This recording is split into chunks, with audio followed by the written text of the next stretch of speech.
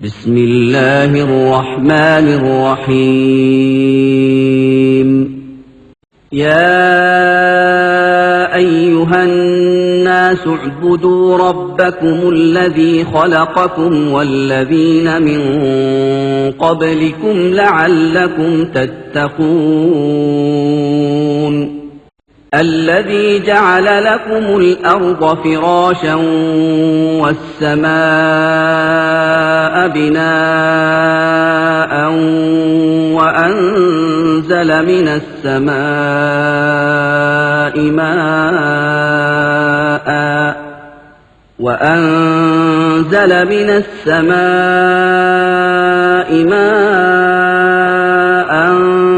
فأخرج به من الثمرات رزقا لكم فلا تجعلوا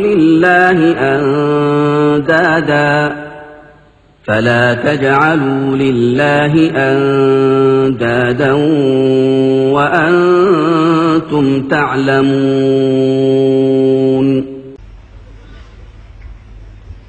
إن الحمد لله نحمده ونستعينه ونستغفره ونعوذ بالله من شرور أنفسنا ومن سيئات أعمالنا من يهده الله فلا مضل له ومن يضلل فلا هادي له وأشهد أن لا إله إلا الله وحده لا شريك له وأشهد أن محمدا عبده ورسوله يا أيها الذين آمنوا اتقوا الله حق تقاته ولا تموتن إلا وأنتم مسلمون يا أيها الناس اتقوا ربكم الذي خلقكم من نفس واحدة وخلق منها زوجها وبث منهما رجالا كثيرا ونساء واتقوا الله الذي تساءلون به والأرحام إن الله كان عليكم رقيبا يا أيها الذين آمنوا اتقوا الله وقولوا قولا سديدا يصلح لكم أعمالكم ويغفر لكم ذنوبكم ومن يطع الله ورسوله فقد فاز فوزا عظيما أما بعد فإن خير الحديث كتاب الله وأصدق السنن سنن محمد صلى الله عليه وسلم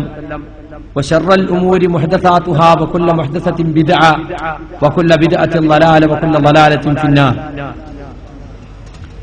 أعوذ بالله من الشيطان الرجيم قل هذه سبيلي أدعو إلى الله على بصيرة أنا ومن اتبعني وسبحان الله وما أنا من المشركين പ്രിയമുള്ള സഹോദരി സഹോദരന്മാരെ, വാക്കുകൾ ശ്രദ്ധിക്കുന്ന നല്ലവരായ ശ്രോതാക്കളെ, നാട്ടുകാരെ, സർവാധിനാഥനായ നമ്മേവരെയും പോറ്റി വളർത്തുന്ന റബ്ബ് സുബ്ഹാനഹു വ തആലയുടെ വിധിവിലക്കുകൾ സൂക്ഷിച്ചുകൊണ്ട് അവന്റെ നിയമനിർദ്ദേശങ്ങൾ പാലിച്ചുകൊണ്ട് തഖ്വ കൈവിടാതെ ജീവിക്കാൻ ശ്രമിക്കണേ എന്ന് പ്രത്യേകം ഓർമ്മപ്പെടുത്തുകയാണ്. മുജാഹിദ് പ്രസ്ഥാനത്തിന്റെ ആദർശ വ്യതിരിക്തത എന്ന വിഷയത്തിലുള്ള മുഖാമുഖം പരിപാടിയാണ് ഇവിടെ നടക്കാൻ പോകുന്നത്. ചോദ്യോത്തരങ്ങൾ ആരംഭിക്കുന്നതിന് മുമ്പ് വിഷയത്തിന്റെ മർമ്മപ്രധാനമായ വശങ്ങളിലേക്ക് നിങ്ങളുടെ ശ്രദ്ധ ക്ഷണിച്ചുകൊണ്ടുള്ള ഒരു വിഷയാവതരണം വേണമെന്ന് സംഘാടകർ നിർദ്ദേശിച്ചിട്ടുണ്ട്. അതിനാണ് ഞാൻ നിങ്ങളുടെ മുമ്പാകെ എഴുന്നേറ്റ് നിൽക്കുന്നത്.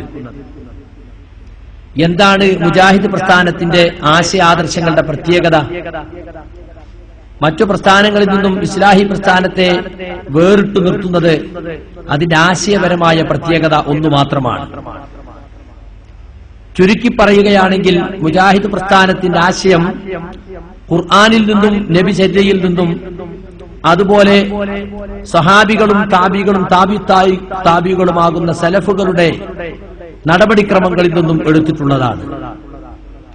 പിൽക്കാലത്തുണ്ടായിട്ടുള്ള മാമൂലുകൾക്കോ നാട്ടാചാരങ്ങൾക്കോ ഇസ്ലാഹി പ്രസ്ഥാനത്തിൽ യാതൊരു സ്വാധീനവും ഇല്ല. അതുകൊണ്ട് ഖുർആനിലുള്ളതായി റസൂലിന്റെ ഹദീസിലുള്ളതായി ആദ്യകാല മുസ്ലിമീങ്ങൾ മനസ്സിലാക്കിയതുപോലെ മനസ്സിലാക്കിയാൽ ആ ആശയം, ആ ആദർശം അതേതാണോ അതാണ് മുജാഹിദ് പ്രസ്ഥാനത്തിന്റെ ആശയാദർശങ്ങൾ. എന്തെങ്കിലും പുതിയത് ജനങ്ങളെ മുമ്പിൽ പറയുവാൻ മുജാഹിദ് പ്രസ്ഥാനം ഉദ്ദേശിക്കുന്നില്ല. ഇസ്ലാഹ് അഥവാ പരിഷ്കരണം, നവീകരണം എന്നൊക്കെ പറയുമ്പോ കാലഘട്ടത്തിനനുസരിച്ചും ആളുകളുടെ ഇഷ്ടാനിഷ്ടങ്ങൾ നോക്കിയും മതത്തിന്റെ ആശയങ്ങളെ പരിഷ്കരിക്കുകയോ നവീകരിക്കുകയോ പ്രത്യേകം വ്യാഖ്യാനം നൽകി കാലഘട്ടത്തിന് യോജിപ്പിക്കുകയോ ഒന്നുമല്ല ഒന്നുമല്ല ഇസ്ലാഹി പ്രസ്ഥാനം ഉദ്ദേശിക്കുന്നത്. നിങ്ങൾ ഏതെങ്കിലും ഒരു വനാന്തരത്തിൽ, ആഫ്രിക്കയിൽ ഒരു കൊടും വനത്തിൽ, ഒരു മുജാഹിദ് പ്രവർത്തകരുമായും ബന്ധപ്പെടാൻ കഴിയാത്ത സ്ഥലത്ത് പോയിരുന്ന് ഖുർആനും നബിചര്യയും ആദ്യകാല മുസ്ലിമീങ്ങൾ മനസ്സിലാക്കിയതുപോലെ മനസ്സിലാക്കിയാൽ ഞങ്ങൾ ഉറപ്പിച്ചു പറയുന്നു, നിങ്ങൾ തിരിച്ചു വരുമ്പോൾ ഒരു മുജാഹിദായിട്ടുണ്ടാവും. കാരണം എന്താണ്? ഒന്നും പുതിയത് പറയാനില്ല. ഞങ്ങൾ അൽമനാറ് വായിക്കണം, ഞങ്ങളെ വിചിന്തനം വായിക്കണം, അല്ലെങ്കിൽ ഞങ്ങൾ ഇസ്ലാഹ് വായിക്കണം, എന്നാലേ ഞങ്ങൾ ആദർശം മനസ്സിലാക്കാൻ കഴിയുമെന്ന ശാഠ്യം ഞങ്ങൾക്കില്ല. അത് ഞങ്ങൾ നടത്തുന്ന പാമരക്കാരായ ജനങ്ങൾക്ക്, പ്രത്യേകിച്ച് കൂടുതലൊന്നും പഠിക്കാൻ അവസരം ലഭിച്ചിട്ടില്ലാത്ത ആളുകൾക്ക് ഇസ്ലാഹി ആശയങ്ങളെ മനസ്സിലാക്കാനുള്ള ചെറിയ ചെറിയ സംരംഭങ്ങൾ മാത്രമാണ്. ഞങ്ങൾ എഴുതിയതൊന്നും വായിക്കാതെ ആദ്യ കാലഘട്ടത്തിൽ ജീവിച്ച മുസ്ലിം പണ്ഡിതന്മാർ എഴുതിയ ഗ്രന്ഥങ്ങൾ നിഷ്പക്ഷമായി യാതൊരു തരത്തിലുള്ള മുൻവിധിയും കൂടാതെ വായിച്ചു പഠിച്ചാൽ ആ ഗ്രന്ഥങ്ങൾ ഉൾക്കൊള്ളുന്ന ആശയമേതോ അതാണ് മുജാഹിദ് പ്രസ്ഥാനത്തിന്റെ ആശയമെന്ന് ഞാൻ ആദ്യം തന്നെ ഈ സദസ്സിനെ ഓർമ്മപ്പെടുത്തുകയാണ്. അതുകൊണ്ട് തന്നെ മുജാഹിദ് പ്രസ്ഥാനത്തിന്റെ ആശയ വ്യതിരിക്തത എന്ന് പറയുമ്പോൾ പ്രമാണങ്ങളുടെ അടിസ്ഥാനത്തിൽ ഇസ്ലാഹി പ്രസ്ഥാനം സ്വീകരിച്ചു വരുന്ന ആശയങ്ങൾ ഏത്, അത് നിലവിലുള്ള മറ്റു സംഘടനകളുടെ ആശയവുമായി എങ്ങനെ വേറിട്ടു നിൽക്കുന്നു എന്നാണ് ഈ വിഷയത്തിൽ നമുക്ക് മനസ്സിലാക്കേണ്ടത്. ഇസ്ലാഹി പ്രസ്ഥാനത്തിന് നിലവിലുള്ള സംഘടനകളുമായി താരതമ്യപ്പെടുത്തി നോക്കുമ്പോൾ ഏറ്റവും പ്രധാനപ്പെട്ട വ്യത്യാസം ഷഹാദത്ത് കലിമയുടെ ആശയത്തിൽ തന്നെയാണ്. നമുക്കറിയാം, ഇവിടുത്തെ മഹാഭൂരിപക്ഷം വരുന്ന ഇവിടുത്തെ യാഥാസ്ഥികന്മാർ, യാഥാസ്ഥികർ എന്ന് പറഞ്ഞാൽ ഏത് സ്ഥിതിയാണോ നിലനിൽക്കുന്നത് അത് നിലനിർത്തുക എന്നാണ്. പ്രമാണത്തിലുണ്ടോ ഇല്ലയോ നോക്കേണ്ടതില്ല. അങ്ങനെയുള്ള യാഥാസ്ഥികന്മാർ അവർ പറയുന്നതും നമസ്കാരത്തിലും നോമ്പിലും സക്കാത്തിലും ഹജ്ജിലുമൊക്കെ മുസ്ലിമീങ്ങൾക്ക് പല അബദ്ധങ്ങളും സംഭവിച്ചിട്ടുണ്ട്. ഉസ്താദെ, റസൂലിന്റെ കാലത്തെ നിസ്കാരം ഉണ്ടോ എന്ന് ചോദിച്ചാൽ പറയില്ല മോനെ, ആ നിസ്കാരം നമ്മളെ നിസ്കാരമൊക്കെ എവിടെ കിടക്കണ്, എന്ത് വലിയ വ്യത്യാസം. അല്ല ഉസ്താദെ, റസൂലിന്റെ കാലത്ത് നോമ്പുന്നുണ്ടോ, റസൂലിന്റെ കാലത്ത് നോമ്പ് ഇന്നത്തെ നോമ്പുകാരെ നോമ്പും തമ്മിൽ എത്ര വ്യത്യാസം. അല്ല ഉസ്താദെ, റസൂലിന്റെ കാലത്ത് സക്കാത്തുന്നുണ്ടോ, സഹാബത്തിന്റെ കാലത്ത് സക്കാത്ത് എവിടെ മക്കളെ, ഇന്നത്തെ സക്കാത്തൊക്കെ ചക്കാത്തല്ലേ. അപ്പൊ സക്കാത്തിലും നോമ്പിലും ഹജ്ജിലും നമസ്കാരത്തിലും ഒക്കെ മുസ്ലിമീങ്ങൾക്ക് അന്നത്തേതിൽ വ്യത്യസ്തമായ പല വ്യതിയാനങ്ങളും സംഭവിച്ചിട്ടുണ്ട് എന്ന് എല്ലാ വിഭാഗം ആളുകളും സമ്മതിക്കുന്നുണ്ട്. അതുകൊണ്ടാണ് അവർ വയലു വെക്കുന്നതും പ്രസംഗം വെക്കുന്നതൊക്കെ, ജനങ്ങളെ നിങ്ങളെ നിസ്കാരം ശരിയല്ല, ജനങ്ങളെ നിങ്ങളെ നോമ്പ് ശരിയല്ല, ജനങ്ങളെ നിങ്ങളെ ഹജ്ജ് ശരിയല്ല, നിങ്ങളെ കുളി ശരിയല്ല, ഒന്നു ശരിയല്ല, തയമ്മം ശരിയല്ല. അതൊക്കെ തിരുത്താൻ വേണ്ടിയാണ് വയലും ക്ലാസും ക്യാമ്പും സെമിനാറും പുസ്തകവും പ്രസിദ്ധീകരണവും ഒക്കെ നടത്തുന്നത്. എന്നാൽ മുജാഹിദ് പ്രസ്ഥാനം പറയുന്നത് ഇതുപോലെ തന്നെ ഇസ്ലാമിന്റെ ഒന്നാമത്തെ കാര്യമായ 2 ഷഹാദത്ത് കലിമയിലും മുസ്ലിമീങ്ങൾക്ക് തെറ്റു സംഭവിച്ചിട്ടുണ്ട്. അശ്ഹദു അൻ ലാ ഇലാഹ ഇല്ലല്ലാഹ് വ അശ്ഹദു അന്ന മുഹമ്മദ റസൂലുള്ളാഹ്, ഈ 2 കലിമകൾ മനസ്സിലാക്കുന്നതിനും മുസ്ലിമീങ്ങൾക്ക് തെറ്റുപറ്റിയിട്ടുണ്ട്. എന്താണ് മദ്രസയിൽ നമ്മളൊക്കെ അർത്ഥം പഠിച്ചത്? അല്ലാഹു അല്ലാതെ ആരാധനക്ക് അർഹനില്ലെന്ന് ഞാൻ സാക്ഷ്യം വഹിക്കുന്നു, മുഹമ്മദ് നബി അല്ലാഹുവിന്റെ ദൂതനാണെന്ന് ഞാൻ സാക്ഷ്യം വഹിക്കുന്നു. ഇത് അർത്ഥത്തിൽ ആർക്കും തെറ്റൊന്നുമില്ല. പക്ഷെ അതിന്റെ പ്രയോഗത്തിലാണ്, അതിന്റെ ജീവിതവൽക്കരണത്തിലാണ് യഥാർത്ഥത്തിൽ മാറ്റം സംഭവിച്ചിട്ടുള്ളത്. അള്ളാഹു മാത്രമാണ് ഇലാഹ് എന്ന് പറഞ്ഞാൽ ഇബാദത്തിന്റെ മുഴുവൻ അംശങ്ങളും അവന് മാത്രം നൽകണം. ഇപ്പൊ നമസ്കാരം, നോമ്പ്, സക്കാത്ത്, ഹജ്ജ് ഇതൊക്കെ അള്ളാഹ്ക്ക് തന്നെയാണ് ഞങ്ങൾ നൽകുന്നത് എന്ന് എല്ലാവരും പറയും. ഞങ്ങൾ അള്ളാഹ്ക്ക് കൊണ്ടില്ലേ നിസ്കരിക്കണേ, ഞങ്ങൾ അള്ളാഹ്ക്ക് കൊണ്ടില്ലേ നോമ്പ് വിൽക്കണേ. എന്നാൽ അതുപോലെ തന്നെ ഇബാദത്തിന്റെ ഒരു ഇനമാണ് പ്രാർത്ഥന, അതും അള്ളാഹുവിന് മാത്രമായിരിക്കണം. ഇന്ന് മുസ്ലിം സമുദായത്തിൽ വലിയൊരു വിഭാഗം അള്ളാഹിനോട് പ്രാർത്ഥിക്കുന്നു, അതോടൊപ്പം അള്ളാഹിന്റെ ഔലിയാക്കന്മാരോടും പ്രാർത്ഥിക്കുന്നു. അള്ളാഹിനോട് പ്രാർത്ഥിക്കുന്നു, അതോടൊപ്പം അള്ളാഹുവിന്റെ അമ്പിയാക്കളോടും പ്രാർത്ഥിക്കുന്നു. ഇതാണ് ഇസ്ലാഹി പ്രസ്ഥാനത്തിന് ഇവിടുത്തെ മഹാഭൂരിപക്ഷം വരുന്ന സുന്നികളെന്ന് വാദിക്കുന്ന ബിദഅകളോടുള്ള ഏറ്റവും വലിയ അഭിപ്രായ വ്യത്യാസം. അവർ പറയുന്നു, വൈദീശയ്ക്കെ രക്ഷിക്കണേ, ബദരീകളെ കാക്കണേ, ഇബ്രാഹിം നബി എനിക്കൊരു കുട്ടിയെ തരണേ എന്നിങ്ങനെ പടച്ചവനോട് മാത്രം ചോദിക്കേണ്ട കാര്യങ്ങൾ പടച്ചവന്റെ പടപ്പുകളോട് ചോദിച്ചാൽ അതിൽ തെറ്റില്ല. എന്നാൽ മുജാഹിദ് പ്രസ്ഥാനം പറയുന്നു അത് ഗുരുതരമായ തെറ്റാണ്, ശിർക്കാണ്. എന്ന് മാത്രമല്ല അള്ളാഹു പൊറുക്കാത്ത പാപമാണത് എന്ന് മുജാഹിദുകൾ ജനങ്ങളെ ബോധ്യപ്പെടുത്തുന്നു. ഇതാണ് അഭിപ്രായ വ്യത്യാസത്തിന്റെ കാതൽ. അള്ളാഹുവിനോട് മാത്രം ചോദിക്കേണ്ട കാര്യങ്ങൾ, രോഗം മാറ്റി തരണേ, ഹിദായത്ത് തരണേ, പരിശുദ്ധ ഖുർആനും ഹദീസും എനിക്ക് മനസ്സിലാക്കി തരണേ. അതുപോലെ പടച്ചവനോട് മാത്രം ചോദിക്കേണ്ട പാപങ്ങൾ പൊറുക്കണേ, സ്വർഗം തരണേ, നരകത്തിൽ നിന്ന് രക്ഷപ്പെടുത്തണേ എന്നിങ്ങനെ റബ്ബിനോട് മാത്രം ചോദിക്കേണ്ട കാര്യങ്ങൾ ഇന്ന് പലരും അവന്റെ പടപ്പുകളോടാണ് ചോദിച്ചുകൊണ്ടിരിക്കുന്നത്. അതേസമയം മനുഷ്യർ പരസ്പരം സഹായം തേടുന്നതിനോ മനുഷ്യ കഴിവിൽപ്പെട്ട സൃഷ്ടികളുടെ കഴിവിൽപ്പെട്ട കാര്യകാരണ ബന്ധങ്ങളെ ഉള്ളിൽ നിൽക്കുന്ന സംഗതികളിൽ പരസ്പരം സഹായം ചോദിക്കുന്നതിന് ഇസ്ലാം എതിരല്ല, അത് അനുവദിക്കുകയാണ് ചെയ്തിട്ടുള്ളത്. അങ്ങനെ ചോദിച്ചാൽ സഹായിക്കണമെന്നാണ് ഖുർആനും ഹദീസും പഠിപ്പിച്ചിട്ടുള്ളത്. നല്ല കാര്യങ്ങൾ നിങ്ങൾ പരസ്പരം സഹായിക്കണം, സഹകരിക്കണം. കുറ്റകരമായ കാര്യങ്ങൾ നിങ്ങൾ പരസ്പരം സഹായിക്കരുത് എന്നാണ് ഖുർആൻ പറഞ്ഞിട്ടുള്ളത്. നിങ്ങളോട് മതത്തിന്റെ കാര്യത്തിൽ മതത്തിന്റെ കാര്യത്തിൽ നിങ്ങളോട് സഹായം തേടിയാൽ സഹായിക്കൽ നിങ്ങളുടെ ബാധ്യതയാണ് എന്ന് ഖുർആൻ പറയുന്നു. അതെല്ലാം കാര്യകാരണ ബന്ധങ്ങളുടെ അടിസ്ഥാനത്തിലുള്ള സഹായത്തട്ടത്തെ കുറിച്ചാണ്. എന്നാൽ അതിനപ്പുറമുള്ള സഹായത്തട്ടം അത് അല്ലാഹുവിനോട് മാത്രമേ പാടുള്ളൂ. കാരണം അത് ഇബാദത്തിന്റെ പരിധിയിൽ വരുന്നതാണ്. എന്താണ് ഇബാദത്ത്? അഖ്സാ ഗായത്തിൽ ഖുദൂഇ വതദല്ലുലി, അങ്ങേയറ്റത്തെ വിനയവും താഴ്മയും. അതാണ് പൂർവ്വസൂരികളായ പണ്ഡിതന്മാർ ഇബാദത്തിന് നൽകിയ നിർവചനം. അപ്പോൾ നമ്മൾ പലരോടും പലതരത്തിലുള്ള വിനയപ്രകടനവും നടത്താറുണ്ട്. ഒരു പോലീസുകാരൻ നമ്മളെ ബൂട്ടിട്ട് ചവിട്ടുമ്പോ ഏമാനെ രക്ഷിക്കണേ ഏമാനെ എന്ന് പറയും. പക്ഷെ അത് അങ്ങേയറ്റത്തെ വിനയമോ അല്ലെങ്കിൽ താഴ്മയോ അല്ല. മനസ്സിലെന്താണ്? പോഹയനെ സൗകര്യം കിട്ടട്ടെ, ഒന്ന് പകരം വീട്ടണം എന്നായിരിക്കും മനസ്സിനുണ്ടാവുക, അല്ലേ? അപ്പൊ അവിടെ ഒരിക്കലും അദ്ദേഹത്തെ കുറിച്ച് ആ രൂപത്തിലുള്ള ഒരു താഴ്മയോ വിനയമോ അല്ല പ്രകടിപ്പിക്കുന്നത്. ഒരാൾ രാജാവിന്റെ കാൽക്കൽ വീണ് അദ്ദേഹത്തോട് താഴ്മ കാണിക്കുന്നു. എന്താണ്? രാജാവിൽ നിന്ന് എന്തെങ്കിലും ആനുകൂല്യങ്ങൾ കിട്ടാൻ വേണ്ടി, അല്ലെങ്കിൽ രാജാവിന്റെ എന്തെങ്കിലും ശിക്ഷ തടുത്തു കിട്ടാൻ വേണ്ടി. അപ്പൊ ഇതൊന്നും യഥാർത്ഥത്തിലുള്ള ആരാധനയുടെ ഭാഗമായ വിനയപ്രകടനമല്ല. നേരെ മറിച്ച് ഒരാൾ ഇവിടുന്ന് മുഹ്യിദ്ദീൻ ശൈഖെ രക്ഷിക്കണേ എന്ന് വിളിക്കുകയാണെങ്കിൽ ആ മുഹ്യിദ്ദീൻ ശൈഖ് എല്ലാ തരത്തിലുള്ള തടസ്സങ്ങൾക്കും അപ്പുറത്തായി കാര്യകാരണ ബന്ധങ്ങൾക്ക് അതീതമായി ഞാൻ ഈ വിളിക്കുന്നത് കേൾക്കും. അദ്ദേഹം എന്നെ കാണും, എന്റെ മനസ്സിലുള്ള മനോഗതി അദ്ദേഹത്തിന് അറിയും, എനിക്ക് ഉത്തരം ചെയ്യാൻ അദ്ദേഹത്തിന് സാധിക്കും. ഞാൻ കഴിവില്ലാത്തവനാണ്, ഒന്നിനും കഴിയാത്തവനാണ്, അദ്ദേഹത്തിന് കഴിയും. ഇത് യഥാർത്ഥത്തിൽ ഇബാദത്താണ്. ഇത് അല്ലാഹു മാത്രമുള്ളതാണ്. ഏത് ഭാഷയിൽ വിളിച്ചാലും, എവിടുന്ന് വിളിച്ചാലും, എപ്പോൾ വിളിച്ചാലും ആ വിളികളൊക്കെ കേട്ട് മനസ്സിലാക്കി എന്നിട്ട് അതിന് വേണ്ടതിന് ഉത്തരം കൊടുക്കാനുള്ള കഴിവ്, വിളിച്ചവന്റെ ഹൃദയം മനസ്സിലാക്കാനുള്ള കഴിവ് അത് അല്ലാഹു മാത്രമുള്ള കഴിവാണ്. അത് മുഹ്യിദ്ദീൻ ശൈഖിനുണ്ടെന്നോ മുഹമ്മദ് നബിക്കുണ്ടെന്നോ ഇബ്രാഹിം നബിക്കുണ്ടെന്നോ വിശ്വസിച്ചാൽ അതാണ് ശിർക്ക്. എന്താണ് ശിർക്കിന്റെ നിർവചനം എന്ന് പല ആളുകളും ചോദിക്കാറുണ്ട്. അല്ലാഹുവിന്റെ അധികാരാവകാശങ്ങൾ അല്ലാഹുവിന്റെ സൃഷ്ടികൾക്ക് വകവെച്ചു കൊടുക്കുക, അതെന്നാണ് യഥാർത്ഥത്തിൽ ശിർക്ക് എന്ന് പറയുന്നത്. ആരാധ്യത വകവെച്ചു കൊടുക്കുന്നു, ആരാധന എന്നിട്ട് അവർക്ക് അർപ്പിക്കുന്നു. അതുപോലെ തന്നെ അള്ളാഹുവിന്റെ പല അധികാരങ്ങളും പല സൃഷ്ടികൾക്കും ഉണ്ടെന്ന് കരുതുന്നു. അള്ള കാണും പോലെ കാണും ഔലിയാക്കൾ, അള്ള കേൾക്കും പോലെ കേൾക്കും ഔലിയാക്കൾ, അള്ള സഹായിക്കുന്നത് പോലെ സഹായിക്കും ഔലിയാക്കൾ എന്നാണ് ഇവിടുത്തെ ആളുകൾ വിശ്വസിച്ചുകൊണ്ടിരിക്കുന്നത്. അപ്പൊ അള്ളാഹിനെ പോലെ കാണുന്ന, അള്ളാഹിനെ പോലെ കേൾക്കുന്ന ഔലിയാക്കളിലാണ് ഇത്ത ആളുകൾ വിശ്വസിച്ചുകൊണ്ടിരിക്കുന്നത്. മർമ്മപ്രധാനമായ അഭിപ്രായ വ്യത്യാസം ഇവിടെയാണ്. കാരണം ഇത് ചെറിയ പ്രശ്നമല്ല. ഒന്ന് ശിർക്കാണ്, മറ്റൊരു തൗഹീദാണ്. നമ്മൾ തൗഹീദാണെന്ന് പറയുന്ന കാര്യങ്ങൾ, നമ്മൾ ശിർക്കാണെന്ന് പറയുന്ന കാര്യങ്ങൾ നമ്മുടെ മറുവിഭാഗത്തെ സംബന്ധിച്ചിടത്തോളം അത് ശിർക്കല്ല, അവർക്കത് തൗഹീദാണ്. അപ്പോൾ വലിയ അഭിപ്രായ വ്യത്യാസമാണ്.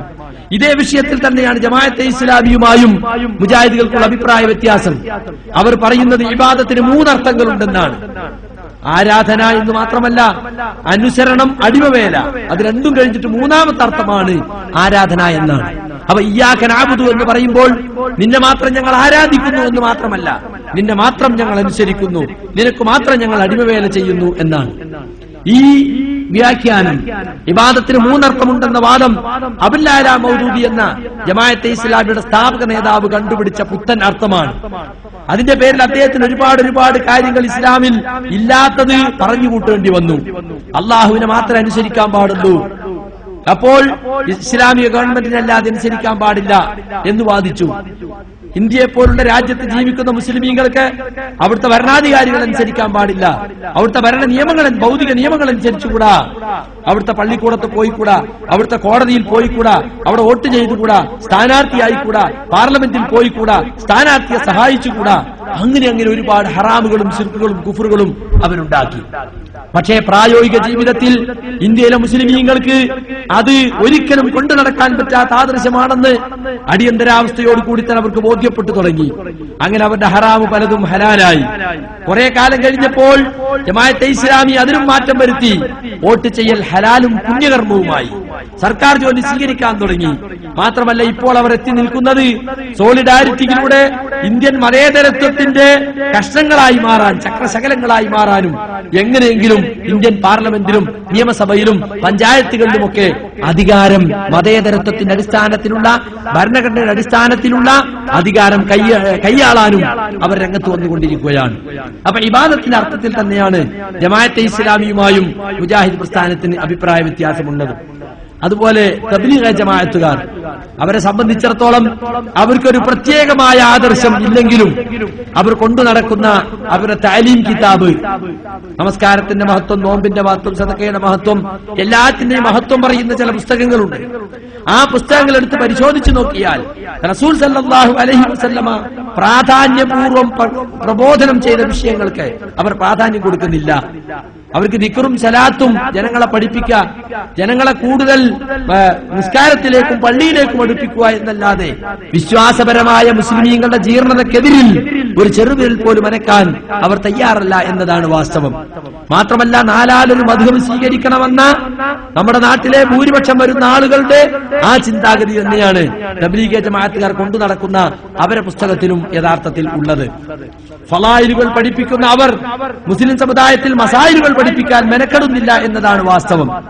ഒരുപാട് മസ്അലകൾ മുസ്ലിം സമുദായത്തിലെ ആളുകൾക്ക് പഠിപ്പിക്കേണ്ടതുണ്ട്. പക്ഷേ അത് പഠിപ്പിക്കാൻ തബ്ലീഗ് ജമാഅത്തുകാർക്ക് യാതൊരു പദ്ധതിയുമില്ല. നമസ്കാരത്തിന്റെ മഹത്വം മനസ്സിലാക്കിയ ശേഷം എങ്ങനെ നമസ്കരിക്കണമെന്ന് നമ്മൾ ചോദിച്ചാൽ അവർ ചോദിക്കും, നിങ്ങൾ ഷാഫിയാണോ എങ്കിൽ ഷാഫി മതമനുസരിച്ച് നിസ്കരിച്ചോളൂ, നിങ്ങൾ അനഫിയാണോ എങ്കിൽ അനഫി മതമനുസരിച്ച് നിസ്കരിച്ചോളൂ എന്നാണ് അവർ ജനങ്ങളോട് പറയാറുള്ളത്. റസൂൽ നിസ്കരിച്ച പോലെ നിസ്കരിക്കാൻ അവർ ജനങ്ങളെ പഠിപ്പിക്കുന്നില്ല. കായംകുളത്തും ആലുവയിലും മഞ്ചേരിയിലുമൊക്കെ തബ്ലീഗ് ജമാഅത്തുകാർക്ക് സ്ഥാപനങ്ങളുണ്ട്. അവിടെ കർമ്മശാസ്ത്രം പഠിപ്പിക്കുന്നത് മദ്ഹബുകളുടെ അടിസ്ഥാനത്തിലാണ്. ഷാഫി മദ്ഹബ് പഠിക്കേണ്ടവർക്ക് ഒരു ഭാഗം, ഹനഫി മദ്ഹബ് പഠിക്കേണ്ടവർക്ക് വേറെ ഭാഗം. അങ്ങനെ മദ്ഹബുകളെ താലോലിച്ചുകൊണ്ടും നിലനിർത്തിക്കൊണ്ടുമാണ് അവർ മുന്നോട്ട് പോകുന്നത്. യഥാർത്ഥത്തിൽ മദ്ഹബുകളോടുള്ള സമീപനത്തിൽ ഇവിടുത്തെ ജമാഅത്തെ ഇസ്ലാമിക്കാരുടെ നിലപാടും അങ്ങനെ തന്നെയാണ്. ഞങ്ങളിൽ ഷാഫിയുണ്ട്, ഞങ്ങളിൽ ഹനഫിയുണ്ട്, ഞങ്ങളിൽ ഹംബലിയുണ്ട്, ഞങ്ങളിൽ ബറേലവിയുണ്ട് എന്ന് നിസ്സങ്കോചം എഴുതിവിട്ടവരാണ് യഥാർത്ഥത്തിൽ ജമാഅത്തെ ഇസ്ലാമിക്കാർ. ഇവിടുത്തെ സുന്നികൾ എന്ന് പറയുന്ന വിദഈകളാകട്ടെ നാലാലൊരു മദ്ഹബ് സ്വീകരിക്കാത്തവൻ വാലും മുതിലുമാണ്, പഴച്ചവനും പഴപ്പിക്കുന്നവനുമാണ് എന്ന ഗുരുതരമായ ആരോപണമാണ് ഇവിടെ ഉന്നയിച്ചുകൊണ്ടിരിക്കുന്നത്. മുജാഹിദുകൾ പറയുന്നത് 4 അല്ല 40 മദ്ഹബുണ്ടെങ്കിലും സ്വീകരിക്കണം. പക്ഷേ എങ്ങനെ സ്വീകരിക്കണം? മുഴുവൻ ചങ്കുതൊടാതെ വിഴുങ്ങുകയല്ല, ഖുർആനോടും ഹദീസിനോടും യോജിച്ചത് സ്വീകരിക്കണം. ഖുർആനും ഹദീസിനും എതിരായി ഏത് ഇമാമ് പറഞ്ഞാലും അത് സ്വീകരിക്കാൻ പാടില്ല എന്നാണ് മുജാഹിദുകൾ ലോകത്തെ പഠിപ്പിച്ചുകൊണ്ടിരിക്കുന്നത്. അതുപോലെ തന്നെ സുഹൃത്തുക്കളെ, പ്രമാണങ്ങൾ മനസ്സിലാക്കുന്നിടത്ത് മുജാഹിദുകൾക്ക് മറ്റ് സംഘടന വ്യത്യാസമുണ്ട്. ഖുർആൻ മനസ്സിലാക്കണമെങ്കിൽ ഖുർആനിന്റെ മറ്റു ഭാഗങ്ങളിൽ ആ ആയത്തിനെ കുറിച്ച് എന്ത് പറഞ്ഞു എന്ന് പഠിക്കണം. ഖുർആൻ കൊണ്ട് വ്യാഖ്യാനിക്കാൻ പറ്റാത്തപ്പോൾ ഹദീസ് കൊണ്ട് വ്യാഖ്യാനിക്കണം. അതിലുമില്ലെങ്കിൽ സഹാബികളുടെ വ്യാഖ്യാനം, സഹാബികളുടെ അഖ്വാൽ കൊണ്ട് വ്യാഖ്യാനിക്കണം. ഇങ്ങനെയാണ് സലഫുകൾ ഖുർആൻ മനസ്സിലാക്കിയത്, ഹദീസ് മനസ്സിലാക്കിയത്. അതുപോലെ മനസ്സിലാക്കണമെന്നാണ് മുജാഹിദുകൾ പറയുന്നത്. എന്നാൽ മറ്റു പല സംഘടനകളും അവർ ഖുർആനിനും ഹദീസിനും അവരുടെ നേതാക്കന്മാരും ഹോജാക്കന്മാരും ഇമാമിങ്ങളും എന്തർത്ഥമാണോ നൽകിയത് അതിൽ കടിച്ചു തൂങ്ങാനാണ് അവർ ശ്രമിക്കുന്നത്. അതിനെ ചങ്കുതൊടാതെ വിഴുങ്ങുക, അന്ധമായി പിൻപറ്റുക, അതൊരിക്കലും മുജാഹിദ് പ്രസ്ഥാനം അംഗീകരിക്കുന്നില്ല. അതുപോലെ തന്നെ സുഹൃത്തുക്കളെ, അശ്ഹദു അന്ന മുഹമ്മദ് റസൂലുള്ളാഹ്, മുഹമ്മദ് നബി അല്ലാഹുവിന്റെ റസൂലാണെന്ന് ഞാൻ സാക്ഷ്യപ്പെടുത്തുന്നു എന്ന രണ്ടാമത്തെ സാക്ഷ്യവചനം, അതിന്റെ പ്രയോഗവൽക്കരണത്തിലും മുസ്ലിം സമുദായത്തിന് ഗുരുതരമായ പിഴവ് സംഭവിച്ചിട്ടുണ്ട് എന്നാണ് മുജാഹിദുകൾ കരുതുന്നത്. അള്ളാഹുവിന്റെ റസൂൽ പഠിപ്പിച്ചു, അവന്റെ റസൂലിന്റെ വാക്ക്, അവിടുത്തെ പ്രവൃത്തി, അവിടുത്തെ അംഗീകാരം, ഇതിനാണ് സുന്നത്ത് റസൂൽ, നബിചര്യ എന്ന് പറയുന്നത്. നബി സല്ലല്ലാഹു അലൈഹി വസല്ലമയുടെ കാലത്ത് തന്നെ ഈ ദീൻ പൂർത്തിയായിട്ടുണ്ട്. എന്നാൽ നബിയുടെ കാലശേഷം, സഹാബികളുടെ കാലശേഷം പല പുതിയ വിശ്വാസങ്ങളും പല പുതിയ ആചാരങ്ങളും ഇസ്ലാം ദീനിൽ പലരും കടത്തിക്കൂട്ടുകയുണ്ടായി. അത്തരം ആചാരങ്ങൾക്കും വിശ്വാസങ്ങൾക്കുമാണ് ബിദ്അത്ത്, അനാചാരം എന്ന് പറയുന്നത്. അങ്ങനെ ദീനിൽ കടത്തിക്കൂട്ടപ്പെട്ട വിശ്വാസങ്ങളും ആചാരങ്ങളും അത് എത്ര തലമുറകളുടെ പാരമ്പര്യമുള്ളതാണെങ്കിലും ശരി, അത് ഒഴിവാക്കേണ്ടതാണ് എന്ന് മുജാഹിദുകൾ ലോകത്തെ പഠിപ്പിക്കുന്നു. നിലവിലുള്ള മുസ്ലിം സമൂഹത്തിൽ അത്തരത്തിലുള്ള ചെറുതും വലുതുമായ ഒട്ടനേകം അനാചാരങ്ങൾ നിലനിൽക്കുന്നുണ്ട്. അതിനോടൊക്കെ മുജാഹിദുകൾക്ക് വിയോജിക്കേണ്ടി വന്നിട്ടുണ്ട്. ചില ആളുകൾ ചോദിക്കും, നിങ്ങൾ എന്തിനാണ് വേറെ പള്ളി ഉണ്ടാക്കിയത്?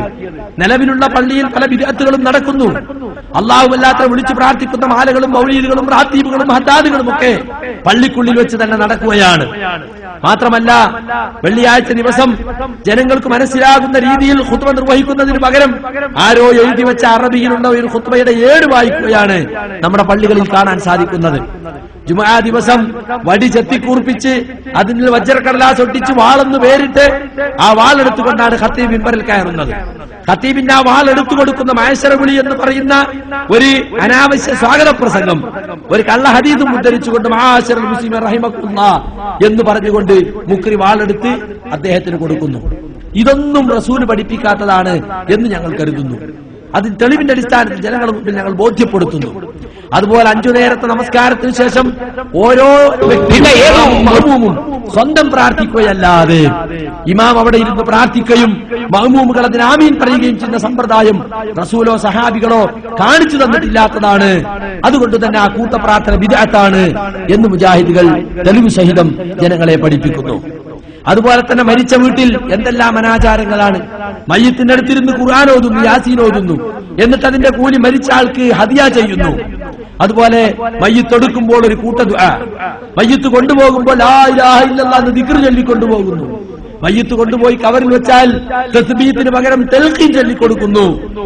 കബറിലെ ചോദ്യത്തിന് മേലെന്ന് ഉത്തരം, കബർ കെട്ടിപ്പൊക്കി അത് അലങ്കരിച്ചു വെച്ച് ജാറമുണ്ടാക്കുന്നു. മരിച്ച വീട്ടിൽ 3-നും 7-നും 14-നും 40-നും ഒക്കെ സദ്യകൾ ഉണ്ടാക്കുന്നു. മരിച്ച ആളുടെ ആണ്ട് കയ്യിൽ നിന്ന് വേറെ ഒരു പ്രത്യേക ആഘോഷം ഉണ്ടാക്കുന്നു. 70,000 ദിക്ർ നാട്ടുകാർ ചൊല്ലി മരിച്ച ആൾക്ക് ഹദിയ ചെയ്യുന്നു. അതുപോലത്തെ റബീഉൽ അവ്വൽ ജന്മദിനം കൊണ്ടാടുന്നു. ഇങ്ങനെയുള്ള നിരവധി ബിദ്അത്തുകളിൽ മുങ്ങിക്കുളിച്ചു നിൽക്കുകയാണ് മുസ്ലിം സമുദായം. അതെല്ലാം തെറ്റാണ്. ഈ ദീനിൽ ആര് പുതിയതുണ്ടാക്കിയാലും അത് തള്ളിക്കളയേണ്ടതാണ് എന്ന് മുജാഹിദുകൾ ജനങ്ങളെ പഠിപ്പിക്കുന്നു. സ്വാഭാവികമായും ഇതൊക്കെ ആചരിക്കുന്നവർക്ക് ഇതിനെയൊക്കെ ന്യായീകരിക്കുന്ന പല ദുർന്യായങ്ങളും ഉണ്ടാകും. ആ ന്യായങ്ങളാണ് യഥാർത്ഥത്തിൽ നിങ്ങളുടെ സംശയമായി ഇവിടെ ഉന്നയിക്കപ്പെടേണ്ടത്. അതിന് പ്രമാണങ്ങൾ ഉദ്ധരിച്ചുകൊണ്ട് ഇൻഷാ അല്ലാഹ് ഞങ്ങൾ മറുപടി പറയാൻ ശ്രമിക്കുന്നതാണ്. അതുകൊണ്ട് ഞാൻ എന്റെ വാക്കുകൾ അവസാനിപ്പിക്കുകയാണ്. മുജാഹിദ് പ്രസ്ഥാനത്തിന്റെ ആദർശ വ്യതിരിക്തത എന്താണെന്ന് ഈ മുഖാമുഖത്തിലൂടെ അല്പമെങ്കിലും നിങ്ങളെ ബോധ്യപ്പെടുത്താൻ സാധിച്ചാൽ ഈ മുഖാമുഖം ധന്യമായി എന്ന് ഞങ്ങൾ കരുതുന്നു. അല്ലാഹു സുബ്ഹാനഹു വ തആല ഈ മുഖാമുഖത്തിലൂടെ നമ്മുടെ വിജ്ഞാനത്തിന്റെ ഭണ്ഡാരം വികസിപ്പിക്കുവാൻ സഹായിക്കട്ടെ എന്ന് പ്രാർത്ഥിച്ചുകൊണ്ട് ഞാൻ എന്റെ വാക്കുകൾ ഉപസംഹരിക്കുകയാണ്. ഞാൻ ആദ്യം ഓതി വെച്ച ആയത്തിന് അർത്ഥം പറയാം. ഖുൽ നബിയെ പറയുക, ഹാദിഹി സബീലി, ഇതാണ് എന്റെ മാർഗം. അദ്ഉ ഇലല്ലാഹി അലാ ബസീറത്തിൻ അന വമൻ ഇത്തബഅനി, ഞാനും എന്നെ പിൻപറ്റിയവരും അല്ലാഹുവിലേക്ക് ക്ഷണിക്കുന്നത് വ്യക്തമായ തെളിവിന്റെ അടിസ്ഥാനത്തിലാണ്. മുജാഹിദ് പ്രസ്ഥാനത്തിന്റെ ഏതേത് കാര്യങ്ങൾ എടുത്തു നോക്കിയാലും വ്യക്തമായ തെളിവിന്റെ അടിസ്ഥാനത്തിലാണ് മുജാഹിദുകൾ സംസാരിക്കുന്നത്. മാത്രമല്ല സുബ്ഹാനല്ലാഹ്, അല്ലാഹു പരിശുദ്ധനാണ്. വമാ അന മിനൽ മുശ്രിക്കീൻ, ഞാൻ ശിർക്ക് ചെയ്യുന്നവരിൽ ഉൾപ്പെട്ടവനല്ല. മുജാഹിദ് പ്രസ്ഥാനത്തിന്റെ ഏറ്റവും പ്രധാനപ്പെട്ട ക്വാളിറ്റി ശിർക്കിൽ നിന്ന് ഒഴിവായി എന്നതാണ്. തൗഹീദിൽ അധിഷ്ഠിതമായ പ്രസ്ഥാനമാണ്. അതുകൊണ്ടാണ് മുജാഹിദ് പ്രസ്ഥാനത്തെ കുറിച്ച് തൗഹീദ് പ്രസ്ഥാനം എന്ന് പറയാറുള്ളത്. തൗഹീദിൽ അധിഷ്ഠിതമായ റസൂലിന്റെയും സഹാബത്തിന്റെയും മാതൃക സ്വീകരിച്ചുകൊണ്ടുള്ള ഈ പ്രവർത്തനത്തിൽ നിങ്ങൾക്ക് ഒരു കൈ സഹായിക്കാൻ സാധിച്ചാൽ നിങ്ങൾക്കും ഈ പ്രവർത്തനത്തിൽ പങ്കാളികളാകാം. അതിന് ഈ സമ്മേളനം സഹായകമാകട്ടെ എന്ന് ആശംസിച്ചുകൊണ്ട് ഞാൻ എന്റെ വിഷയാവതരണം അവസാനിപ്പിക്കുകയാണ്. ചോദ്യോത്തരത്തിലേക്ക് കടക്കാം. അള്ളാഹു നമ്മുടെ എല്ലാ സംരംഭങ്ങളും വിജയിപ്പിക്കുമാറാകട്ടെ.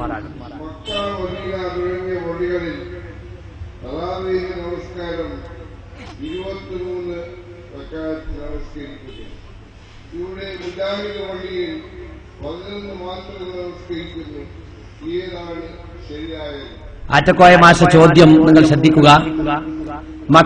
മക്കയിലും മദീനയിലുമുള്ള പള്ളിയിൽ തറാവീഹ് 23 നമസ്കരിക്കുന്നത്. ഇവിടെയുള്ള പള്ളിയിൽ മുജാഹിദുകളൊക്കെ 11 നമസ്കരിക്കുന്നത്. ഏതാണ് ശരി? പ്രമാണത്തിൽ ഏതാണുള്ളത് അതാണ് ശരി. മക്കയിലേക്കും മദീനയിലേക്കും നോക്കൂ എന്ന് നമ്മളോട് റസൂല് പറഞ്ഞിട്ടില്ല. തറക്തു ഫീക്കും അംറൈനി ലൻ തദില്ലൂ മാ തമസ്സക്തും ബിഹിമാ കിതാബുല്ലാഹി വസുന്നത്ത റസൂലിഹി. 2 കാര്യം ഞാൻ നിങ്ങളിൽ വിട്ടേച്ചു പോകുന്നു, അത് രണ്ടും മുറുകെ പിടിക്കുന്ന കാലത്തോളം നിങ്ങൾ പഴക്കുകയില്ല. അത് അല്ലാഹുവിന്റെ കിതാബും റസൂലിന്റെ സുന്നത്തുമാണ്. അപ്പൊ റസൂലുള്ളാഹി സ്വല്ലല്ലാഹു അലൈഹി വസല്ലമയുടെ സുന്നത്തിൽ നബി സല്ലല്ലാഹു അലൈഹി വസല്ലം എത്രയാണ് തറാവീഹ് നമസ്കരിച്ചത്?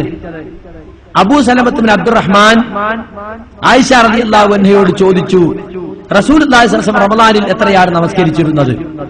അപ്പോൾ ആയിഷ റളിയല്ലാഹുവിന്റെ മറുപടി പറഞ്ഞു, റമളാനിലും അല്ലാത്ത കാലത്തും അല്ലാഹുവിന്റെ റസൂല് 11നേക്കാൾ വർദ്ധിപ്പിച്ചിരുന്നില്ല. ഇതാണ് മുജാഹിദുകൾക്ക് 11നുള്ള തെളിവ്. ഇത് ഇമാം ബുഖാരി തന്റെ സഹീഹുൽ ബുഖാരിയിൽ ഉദ്ധരിച്ചതാണ്.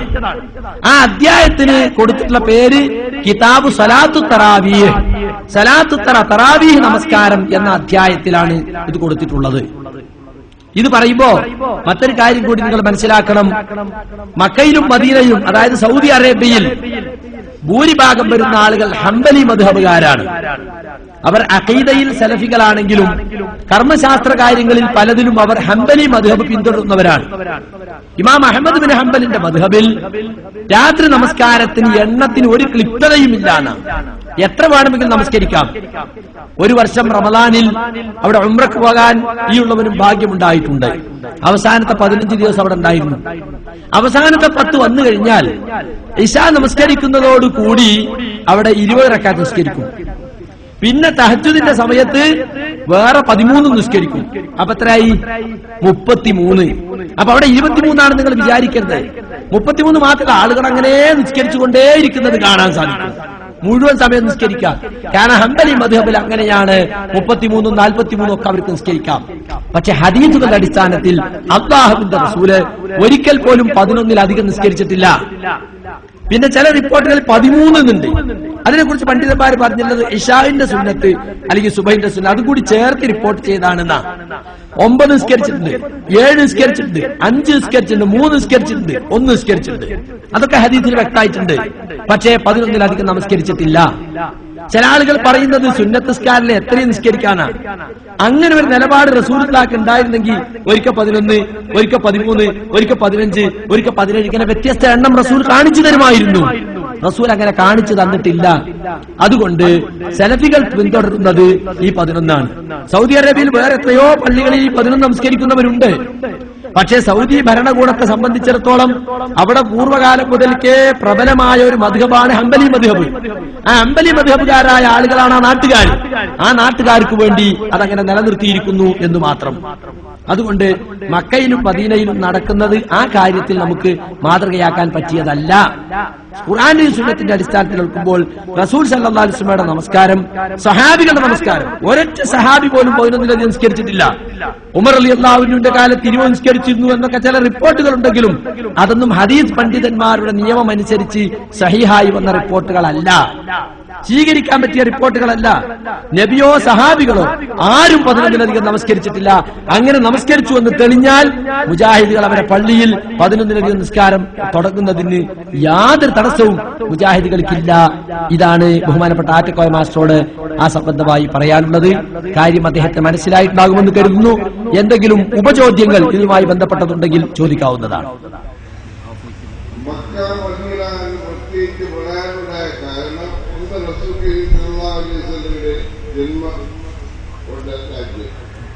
ഒന്ന് അന്ത്യവിശ്രമം ചെയ്യുന്ന സ്ഥലം.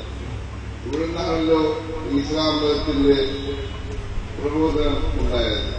അതുകൊണ്ടാണ് മക്കയും മദീനയും ഫോക്കസ് ചെയ്ത് പറയാനുണ്ടായ കാരണം. അത് ഞാനൊന്ന് വിശദീകരിക്കാം. മക്കയും മദീനയും മുസ്ലിമീങ്ങളെ സംബന്ധിച്ചിടത്തോളം പ്രധാനപ്പെട്ട സ്ഥലം തന്നെയാണ്.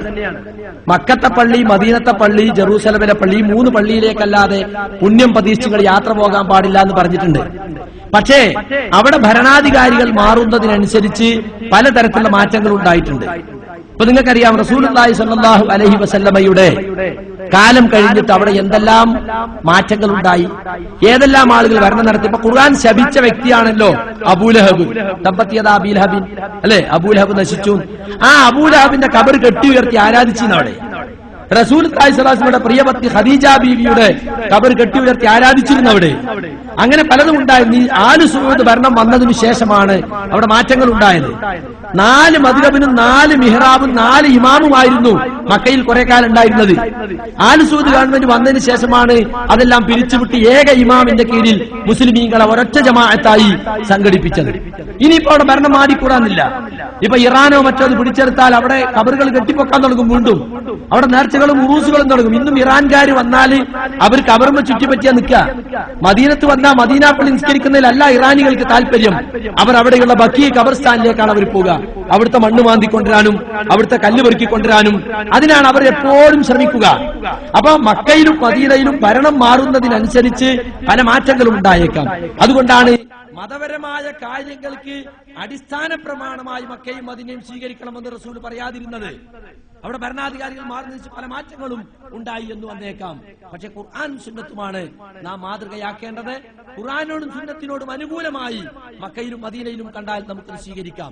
പിന്നെ ഒരു മദ്ഹബിലും 11 നിസ്കരിക്കില്ല നിങ്ങൾ വിചാരിക്കരുത്. ഇമാം മാലിക്കിന്റെ മദ്ഹബിൽ 11 അല്ലെങ്കിൽ 13 ഇപ്പതാ ഫതഹുദ്ദീൻ സാഹിബ് അദ്ദേഹം ആഫ്രിക്കൻ രാജ്യങ്ങളിൽ ജീവിക്കുന്ന ആളാണ്. അദ്ദേഹം പറയുന്നു അവിടെ മാലിക്കി മദ്ഹബ് പിൻപറ്റിയവർ 13 റക്അത്ത് നിസ്കരിക്കുന്നത്. കാരണം ഇമാം മാലിക് ചോദിച്ചിട്ടുണ്ട് മിൻ ഐന വഹദിത ഹാദർ റുകൂഉൽ കസീർ. അദ്ദേഹത്തോട് ചോദിച്ചു ഏതാണ് നിങ്ങൾക്ക് ഇഷ്ടപ്പെട്ടത്? റസൂലുള്ളാഹിന്റെ നിസ്കാരമാണ്, അത് 11 അല്ലേ. എന്നിട്ട് അദ്ദേഹം ചോദിക്കാൻ എവിടുന്നാണ് ഈ അധികരിച്ച റക്അത്തുകൾ ഉണ്ടായത് എന്ന്. ഉമർ റളിയല്ലാഹു അൻഹുവിനെ സംബന്ധിച്ചും ഇമാം മാലിക്കിന്റെ മുവത്തയിൽ തന്നെ റിപ്പോർട്ട് ചെയ്ത ഹദീസ് എന്താണ്? അമറ ഉമറു ഉബയ്യ ഇബ്നു കഅബ് വ തമീമൻ ഇദ്ദാരിയ അൻ യഖൂമ ബിഹി 10 റക്അത്തൻ. തറാവീഹ് നമസ്കരിക്കാൻ ഉബയ്യ ഇബ്നു കഅബിനെയും തമീം ഇദ്ദാരിയയും അല്ലാഹു ഉമർ റളിയല്ലാഹു അൻഹു ചുമതലപ്പെടുത്തിയപ്പോൾ അദ്ദേഹം അവരോട് 11 റക്അത്ത് നമസ്കരിക്കാനാണ് കൽപ്പിച്ചത്. അപ്പൊ ഉമർ നിസ്കരിച്ചിട്ടില്ല, ഉമർ നിസ്കരിക്കാൻ കൽപ്പിച്ചിട്ടില്ല. അതൊക്കെ 11 മാത്രമല്ല ഈ 11 റക്അത്തും നമ്മുടെ നാട്ടിലെ 23 എടുത്തു നോക്കിയിട്ടുണ്ടോ? 3 മണിക്കൂർ കൊണ്ട് 23 കഴിഞ്ഞ് അവർ റോട്ടിലെത്തിയിട്ടുണ്ടാവും. നമ്മളെ 8 റക്അത്ത് തന്നെ കഴിഞ്ഞിട്ടുണ്ടാവില്ല. കാരണം ദീർഘമായി ഖുർആൻ പാരായണം ചെയ്തുകൊണ്ടുള്ള നമസ്കാരമായിരുന്നു റസൂലുള്ളാഹി സ്വല്ലല്ലാഹു അലൈഹി വസല്ലമയുടെയും സഹാബികളുടെയും രാത്രി നമസ്കാരം എന്ന് നമുക്ക് കാണാൻ സാധിക്കും. അതുകൊണ്ട് 11 നമസ്കരിക്കുന്ന ആളുകൾ ദീർഘമായി ഖുർആൻ പാരായണം ചെയ്യുന്നു. മറ്റുള്ളവര് വത്തീനിക്കെന്ന് പിടിക്കും, എന്നിട്ട് ഖുലാഉ റബ്ബിൻ നാസ് വരെ, വീണ്ടും വത്തീനിക്കെന്ന് പിടിക്കും, ഖുലാഉ റബ്ബിൻ നാസ് വരെ. അങ്ങനെ 23 തേക്കാറുള്ളത്. അങ്ങനെ എണ്ണം തേക്കലല്ല. 11 റസൂൽ നമസ്കരിച്ചത്, സഹാബികൾ നമസ്കരിച്ചത്. അതാണ് നാം മാതൃകയാക്കേണ്ടത്. മക്കയും മദീനയും പ്രധാനപ്പെട്ട സ്ഥലങ്ങളാണ്. പക്ഷെ മതപരമായ കാര്യങ്ങളിൽ പ്രമാണങ്ങൾക്കെതിരായി അവിടെ വല്ലതും നടന്നാൽ അത് നമുക്ക് മാതൃകയാക്കാൻ നിവൃത്തിയില്ലാത്തതാണ്. നമസ്കാരത്തിൽ കൈകെട്ടുന്നത് മുജാഹിദ് മൊഴികളിൽ നെഞ്ചത്തിലാണ്, സുന്നി മൊഴികളിൽ മൊക്കളിന്റെ മുകളിലുമാണ്. ഈ വ്യത്യാസം എങ്ങനെ ഉണ്ടായി വിശദീകരിക്കാമോ? നബി സല്ലല്ലാഹു അലൈഹി വസല്ലമ മാഷ ചോദ്യം നിങ്ങൾ കേട്ടിട്ടുണ്ടാവും. അത് ഞാൻ ചോദ്യം ഒന്ന് ആവർത്തിക്കാം. മുജാഹിദ് പള്ളികളിൽ നമസ്കാരത്തിൽ നെഞ്ചത്ത് കൈകെട്ടുന്നു, ഷാഫി മദ്ഹബൻ പിൻപറ്റുന്ന പള്ളികളിൽ വയറ്റത്ത് കെട്ടുന്നു. മാഷ് പറയാൻ വിട്ടുപോയ ഒരു കാര്യം, ലോകത്ത് ഏറ്റവും കൂടുതലുള്ളത് ഹനഫികളാണ്. ഹനഫികൾ പൊക്കിളിന് താഴെ കെട്ടുന്നു, മാലിക്കികളിൽ വലിയൊരു വിഭാഗം ആളുകൾ കൈ താത്തിയിട്ട് നിൽക്കുന്നു. ഈ വ്യത്യാസം എങ്ങനെയുണ്ടായി എന്നതാണ്. റസൂൽ സല്ലല്ലാഹു അലൈഹി വസല്ലമയുടെ ഹദീസുകൾ മനസ്സിലാക്കുന്നതിൽ ഉണ്ടായ വ്യത്യാസമാണിത്. ഈ മദ്ഹബുകളൊക്കെ പിൽക്കാലത്തുണ്ടായതാ. റസൂലിന്റെ കാലത്ത് മദ്ഹബൊന്നുമില്ല, റസൂലിന്റെ മദ്ഹബ് മാത്രമേ ഉള്ളൂ. സഹാബികളുടെ കാലത്തുമില്ല. പക്ഷെ പിൽക്കാലത്ത് റസൂലിന്റെ ഹദീസുകൾ മനസ്സിലാക്കിയ പണ്ഡിതന്മാർ, ഇപ്പൊ ഇമാം ഷാഫി, ഇമാം അബു ഹനീഫ, ഇമാം മാലിക്, അതുപോലെ തന്നെ ഇമാം അഹ്മദ് ബിൻ ഹംബൽ, ഇതിലേറ്റവും ആദ്യത്തെ ഇമാമാണ് ഇമാം മാലിക് എന്നവർ. അതുപോലെ ഇമാം അബു ഹനീഫ, പിന്നെയാണ് ഇമാം ഷാഫി വരുന്നത്, പിന്നെയാണ് അഹ്മദ് ബിൻ ഹംബൽ വരുന്നത്. അവർക്ക് കിട്ടിയ ഹദീസുകളുടെ അടിസ്ഥാനത്തിൽ മതപരമായ വിഷയങ്ങളിൽ അഭിപ്രായം പറഞ്ഞു. സ്വാഭാവികമായും ഇന്നത്തെ പോലെ ഗ്രന്ഥങ്ങളിൽ ക്രോഡീകരിക്കപ്പെട്ടിട്ടില്ല എന്ന് ഹദീസുകൾ. ഇപ്പൊ ഇന്ന് നമുക്ക് ബുഖാരി, മുസ്ലിം, തിർമിദി എന്നൊക്കെ പറഞ്ഞ ഗ്രന്ഥങ്ങളായി റസൂലിന്റെ ഹദീസ് കിട്ടും. ആദ്യ കാലഘട്ടത്തിൽ അങ്ങനെ ക്രോഡീകരിക്കപ്പെടാത്തത് കൊണ്ട് പല ഹദീസുകളും ഒരു ഇമാമിന് കിട്ടിയ ഹദീസ് മറ്റേ ഇമാമിന് കിട്ടിയിട്ടുണ്ടാവില്ല. ഈ രണ്ടുപേർക്കും കിട്ടിയത് മൂന്നാമത്തെ ആൾ കിട്ടിയിട്ടുണ്ടാവില്ല. അതുകൊണ്ടാണ് അവർ അഭിപ്രായങ്ങളിൽ വ്യത്യാസമുണ്ടായത്. ചില പ്രത്യേക മദ്ഹബുകളെ പിന്തുടരുന്നത് കൊണ്ടാണ് ഈ അഭിപ്രായ വ്യത്യാസം ഉണ്ടായത്. റസൂലിന്റെ ഹദീസിലേക്ക് മടങ്ങിയാൽ അതൊരിക്കലും അഭിപ്രായ വ്യത്യാസമില്ല. റസൂലിന്റെ ഹദീസിൽ റസൂൽ സല്ലല്ലാഹു അലൈഹി വസല്ലം നെഞ്ചത്താണ് കൈവെട്ടിയിരുന്നതെന്ന് ഇമാം അഹ്മദ് റിപ്പോർട്ട് ചെയ്യുന്ന ഹുൽബുത്വായി എന്ന സഹാബി റിപ്പോർട്ട് ചെയ്യുന്ന ഹദീസിൽ വ്യക്തമായി തന്നെ വന്നിട്ടുണ്ട്. പ്രബലമായ ഹദീസുമാണത്. എന്നാൽ ഷാഫികൾ അതിനെ വ്യാഖ്യാനിക്കുകയാണ്. ഷാഫികൾ നെഞ്ചിന് താഴെ കെട്ടണം എന്ന് പറഞ്ഞു. ഷാഫി മദബിന്റെ കിതാബിൽ നെഞ്ചിനു താഴെ എന്ന് പറഞ്ഞാൽ അതിനർത്ഥം വയറ്റത്ത് നിന്നല്ല. നെഞ്ചിൽ തന്നെ, പക്ഷേ താഴ്ഭാഗത്താണ്. അപ്പൊ കഴുത്തിന്റെ അവിടെ നിന്നിട്ടൊക്കെ നെഞ്ചാണല്ലോ. അപ്പൊ കഴുത്തിലേക്ക് ഇങ്ങനെ കയറ്റി കെട്ടണോ? വേണ്ട, നെഞ്ചിന്റെ താഴെ ഭാഗത്ത്. ശാഫി ഗ്രന്ഥങ്ങളിൽ കാണാൻ സാധിക്കും ഹൃദയത്തിന്റെ ഭാഗത്താണ് കെട്ടേണ്ടത്. അപ്പൊ ഹൃദയം എവിടെയാണ്? നെഞ്ചിന്റെ താഴ്ഭാഗത്താണ്. അപ്പൊ ഈ നെഞ്ചിന്റെ താഴെ എന്നത് ചില ആളുകൾ നെഞ്ചും കഴിഞ്ഞിട്ട് അതിന്റെ താഴെ എന്ന് മനസ്സിലാക്കി. അങ്ങനെയാണ് വയറ്റത്ത് എന്ന് വന്നത്. കിതാബിൽ വയറ്റത്ത് എന്നല്ല, അലാ സദരി എന്നല്ലാണ്. നെഞ്ചിൽ കൈകെട്ടാൻ ഞങ്ങൾ പറയുന്ന അതേ ഹദീസ് തന്നെയാണ് ശാഫി പണ്ഡിതന്മാർ വയറ്റത്ത് കെട്ടാൻ ഉദ്ധരിക്കുന്നത്. എന്നിട്ട് അല എന്നതിന് താഴെ എന്നാണ് അർത്ഥമെന്ന് മാറ്റി പറയുകയാണ്. മനസ്സിലായില്ലേ? അലാക്ക് താഴെ എന്ന് അർത്ഥം പറഞ്ഞാൽ എന്തായി? ഇടതു കൈയിനു മീതെ വലതു കൈ വെച്ചു, അവിടെയും അല ഉപയോഗിച്ചത്. അവിടെ അലക്ക് താഴെ എന്ന് അർത്ഥം പറഞ്ഞാലോ ഇടതു കൈയിന്റെ താഴെ വലതു കൈ വെച്ചു എന്നാക്കേണ്ടി വരും. എന്നിട്ട് നെഞ്ചിന് താഴെ വെച്ചു. നെഞ്ചിന് താഴെ എന്ന് പറയണോ വയറ്റത്ത് കെട്ടണമെങ്കിൽ? വയറ്റത്ത് എന്നുള്ളതിന് റസൂലുള്ളാഹിക്ക് ഭാഷ അറിയാഞ്ഞിട്ടാ. അപ്പൊ വയറ്റത്ത് കെട്ടണമെന്ന് ഒറ്റ ഹദീസിലുമില്ല. നെഞ്ചിൽ കെട്ടണമെന്നാണ് ഹദീസ് ഉള്ളത്. നമ്മൾ ഉദ്ധരിക്കുന്ന അതേ ഹദീസിനെ വ്യാഖ്യാനിച്ച് നെഞ്ചിന്റെ താഴെ ഭാഗം എന്നത് വയറ്റത്ത് എന്ന് വ്യാഖ്യാനിക്കാണ്. പിന്നെ മാലിക്കി മദ്ഹബുകാർ കൈ താത്തിയിടുന്നതോ? ഇമാം മാലിക്കിനെ ഒരിക്കൽ അവിടുത്തെ ഖലീഫക്കെതിരിൽ എന്തോ ഫത്വ കൊടുത്തതിന്റെ പേരിൽ കൊണ്ടുപോയിട്ട് അടിച്ചു. നല്ലവണ്ണം അടിച്ചു. അദ്ദേഹത്തിന് തോൾ കൈ കുഴഞ്ഞുപോയി. അപ്പൊ നിസ്കരിക്കുമ്പോ കൈ പൊന്തിക്കാൻ പറ്റാതെ അദ്ദേഹം ഇങ്ങനെ നിന്നു. അപ്പൊ ഇത് കണ്ട ഖൗബ് എന്ത് വിചാരിച്ച്, ഓറയിൽ എന്തെങ്കിലും ഹദീസ് ഇല്ലാണ്ട് ഓറങ്ങനെ കൈ കത്തിട്ടോ? അദ്ദേഹത്തിന് കൈ പൊന്തിക്കാൻ വയ്യാത്തോണ്ടാ. അദ്ദേഹം ക്രോഡീകരിച്ച ഇമാം മാലിക്കിന്റെ മുവത്ത എന്ന ഗ്രന്ഥത്തിൽ 2 ഹദീസുകൾ ഇടതു കൈയിന്റെ വലതു കൈ വെക്കണം എന്ന് പറഞ്ഞ ഹദീസ് നമുക്ക് കാണാൻ സാധിക്കും. അങ്ങനെ അമ്പിയാക്കളോട് കൽപ്പനയുണ്ടെന്നതിൽ പറഞ്ഞിട്ടുണ്ട്. അപ്പൊ സുഹൃത്തുക്കളെ, ഇമാം മാലിക് കൈ താത്തിട്ടത് കണ്ടിട്ട് ചില ആളുകൾ കൈ താത്തിട്ട് നിൽക്കുകയാണ്. പിന്നെ പൊക്കിളിന് താഴെ കെട്ടുന്ന ഹനഫികളുടെ തെളിവോ ചില ഹദീസുകളുണ്ട്. പിന്നെ പൊക്കിളിന് താഴെ കൈവെക്കണം എന്ന്. കൈപ്പത്തിക്കുമീതെ കൈപ്പത്തി പൊക്കിളിന് താഴെ വെക്കലാണ് സുന്നത്ത്. പക്ഷെ അത് ദുർബലമാണ്. ദുർബലം നമ്മൾ പറഞ്ഞോ, മുൻഗാമികളായ പണ്ഡിതന്മാരൊക്കെ പറഞ്ഞിട്ടുണ്ട്. ശാഫി മദ്ഹബിൽപ്പെട്ട ഇമാം നവവിയെ പോലുള്ളവർ, ഇബ്നു ഹജർ അസ്കലാനിയെ പോലുള്ളവർ ഒക്കെ പറഞ്ഞിട്ടുണ്ട്. ഹനഫി പണ്ഡിതന്മാർ തന്നെ പലരും തീർത്തു പറഞ്ഞിട്ടുണ്ട് ഈ പൊക്കിളിന് താഴെ ഔറത്തിനടുത്ത് കെട്ടുന്ന ഹദീസ് ദഈഫാണ്. അതുകൊണ്ട് സഹീഹായ ഹദീസിന്റെ അടിസ്ഥാനത്തിൽ നാം ചെയ്യുകയാണെങ്കിൽ നെഞ്ചത്താണ് കൈ കെട്ടേണ്ടത്. ഏതെങ്കിലും ഒരു മദ്ഹബിനെ ഹദീസുകൾ നോക്കാതെ കണ്ണടച്ച് അനുകരിച്ചത് കൊണ്ടാണ് ഈ വ്യത്യാസം ഉണ്ടായത്. ആ വ്യത്യാസം അവസാനിപ്പിക്കാൻ സഹീഹായ ഹദീസിലേക്ക് മടങ്ങിയാൽ മതി. മദ്ഹബിന്റെ ഇമാമുകളും അതാ പറഞ്ഞത്.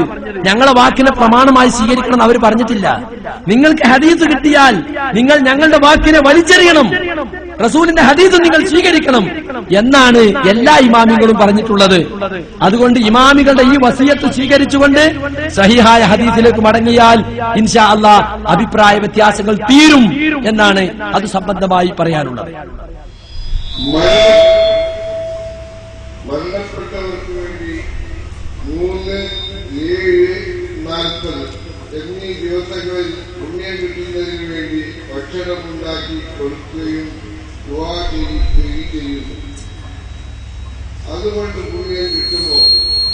ഇസ്ലാമിന് വിധിയുണ്ട്. മാഷ്ട അടുത്ത ചോദ്യം, മരണപ്പെട്ടവർക്ക് പുണ്യം കിട്ടാൻ വേണ്ടി മരിച്ചതിന്റെ 3-ാം ദിവസം, 7-ാം ദിവസം, 40-ാം ദിവസം, പിന്നെ ആണ്ടും അല്ലെ 2 തികയും തന്നും ഒക്കെ ഭക്ഷണം ഉണ്ടാക്കി കൊടുക്കുന്നുണ്ട്. ഇതുകൊണ്ട് മരിച്ചവർക്ക് പുണ്യം കിട്ടുമോ എന്നാണ്. പുണ്യം കിട്ടുമായിരുന്നെങ്കിൽ റസൂലും സഹാബികളും അത് കാണിച്ചു തരുമായിരുന്നു. കാരണം എല്ലാ പുണ്യവും നമ്മളെ പഠിപ്പിച്ചത് ആരാ? റസൂൽ കരീം സല്ലല്ലാഹു അലൈഹി വസല്ലമയാണ്. ഇങ്ങനെ ഒരു പുണ്യം, മരിച്ച ആൾക്ക് പുണ്യം കിട്ടാൻ വേണ്ടി ഇങ്ങനെ ഭക്ഷണം ഉണ്ടാക്കി കൊടുക്കൽ പുണ്യകരമായിരുന്നെങ്കിൽ അത് നമുക്ക് മാതൃക കാണിച്ചു തരേണ്ടത് മുഹമ്മദ് നബി സല്ലല്ലാഹു അലൈഹി വസല്ലമയാണ്. കാരണം റസൂൽ സല്ലല്ലാഹു അലൈഹി വസല്ലമയുടെ പുത്രൻ ഇബ്രാഹിം നബിയുടെ ജീവിതകാലത്താണ് മരിച്ചത്. നബിയുടെ പ്രിയ പത്നി ഖദീജ റളിയല്ലാഹു അൻഹ മരിച്ചത് നബിയുടെ ജീവിതകാലത്താണ്.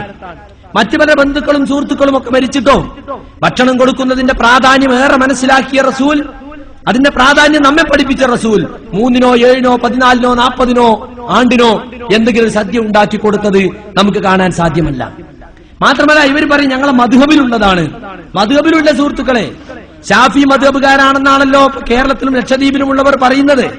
എന്നാൽ ഇമാം ഷാഫി റഹ്മത്തുള്ളാഹി അലൈഹി അദ്ദേഹത്തിന് അല്ലുംബ് എന്ന ഗ്രന്ഥത്തിൽ പറഞ്ഞത് എന്താ അറിയോ? വഉഹിബ്ബു ലിജീറാനിൽ മയ്യിത്തി ഔ ദി ഖറാബതിഹി അൻ യഅമലു ലി അഹ്ലിൽ മയ്യിത്തി ഫീ യൗമി യമൂതു വലൈലതിഹി തആമൻ യുസ്ബിഉഹും ഫഇന്ന ദാലിക സുന്നത്തുൻ വദിക്റുൻ കരീം. മയ്യിത്തിന്റെ അയൽവാസികൾക്കും അടുത്ത കുടുംബങ്ങൾക്കും ഞാൻ ഇഷ്ടപ്പെടുന്നത് മയ്യത്തിന്റെ വീട്ടുകാർക്ക് വേണ്ടി മരിച്ച അന്നും പകലും ആ രാത്രിയും ഭക്ഷണം ഉണ്ടാക്കി അങ്ങോട്ട് കൊടുക്കണം. അവർക്ക് വയറ് നിറക്കാൻ മാത്രം ഭക്ഷണം. അതാണ് നബിചര്യ, അതാണ് മാന്യമായ നടപടിക്രമം. അതാണ് വഹുവ മിൻ ഫിഅലി അഹ്ലിൽ ഖൈരി ഖബലനാ വ ബഅദനാ. നമ്മുടെ മുമ്പുള്ളവരുടെയും നല്ല ആളുകളും നമുക്ക് ശേഷമുള്ള നല്ല ആളുകളുടെയും നടപടി അതാണ്. അപ്പൊ ഇമാം ഷാഫി പറഞ്ഞത് മരിച്ച വീട്ടിലേക്ക് അങ്ങോട്ട് ഭക്ഷണം ഉണ്ടാക്കി കൊടുക്കണം എന്നാ. ഇപ്പൊ പാലക്കാട് ജില്ലയിലൊക്കെ ചില സ്ഥലങ്ങളിൽ ഷാഫിയാക്കൾ തന്നെ മരിച്ച അന്ന് തന്നെ ഭക്ഷണം ഉണ്ടാക്കി കൊടുക്കുന്നുണ്ട്. പാലക്കാട് ജില്ലയിലെ പുതുനഗരം, കൊല്ലങ്കോട്, നെന്മാറ എന്നൊക്കെ പറഞ്ഞ പ്രദേശങ്ങളുണ്ടല്ലോ, അവിടെയൊക്കെ മരിച്ച അന്ന് തന്നെ സദ്യ ഉണ്ടാക്കുകയാണ്. യഥാർത്ഥത്തിൽ സദ്യ ഉണ്ടാക്കപ്പെടാ, വിരുന്നുണ്ടാക്കപ്പെടാ സന്തോഷാവസരത്തിലല്ലേ, മരിച്ച വീട്ടിൽ ദുഃഖമല്ലേ. അതുകൊണ്ട് തന്നെ ഷാഫി മദ്ഹബിലെ ഗ്രന്ഥങ്ങളിലൊക്കെ കാണാൻ സാധിക്കും. തുഹഫ എന്ന ഗ്രന്ഥത്തിന്റെ 3-ാം വാല്യത്തിൽ കാണാം, വമഅതീദ മിൻ ജഅലി അഹ്ലിൽ മയ്യിത്തി തആമൻ ലിയദ്ഉവ അന്നാസ അലൈഹി ബിദ്അത്തുൻ മക്റൂഹത്തുൻ കൈജാബതിഹിം ലിദാലിക. എന്നാൽ നമ്മുടെ ഇന്ന് നടക്കുന്ന സമ്പ്രദായം മയ്യിത്തിന്റെ വീട്ടുകാർ ഭക്ഷണം ഉണ്ടാക്കുകയും എന്നിട്ട് അതിലേക്ക് ജനങ്ങളെ ക്ഷണിക്കുകയും ചെയ്യുന്നത് വെറുക്കപ്പെട്ട ബിദ്അത്താകുന്നു, അനാചാരമാകുന്നു. പള്ളി ദർസികളിലൊക്കെ ഓതുന്ന കിതാബ് അത്. കൈജാബതിഹിം ലിദാലിക, അങ്ങനെ ക്ഷണിച്ചാൽ പോകുന്നതും ബിദ്അത്താണ്. നമ്മുടെ സുഹൃത്തല്ലേ, ഇനിയിപ്പോ അതാണെങ്കിൽ പോകാതിരിക്കുന്ന മോശല്ലേ എന്നല്ല, അങ്ങനെ പോകുന്നതും തെറ്റാണ്.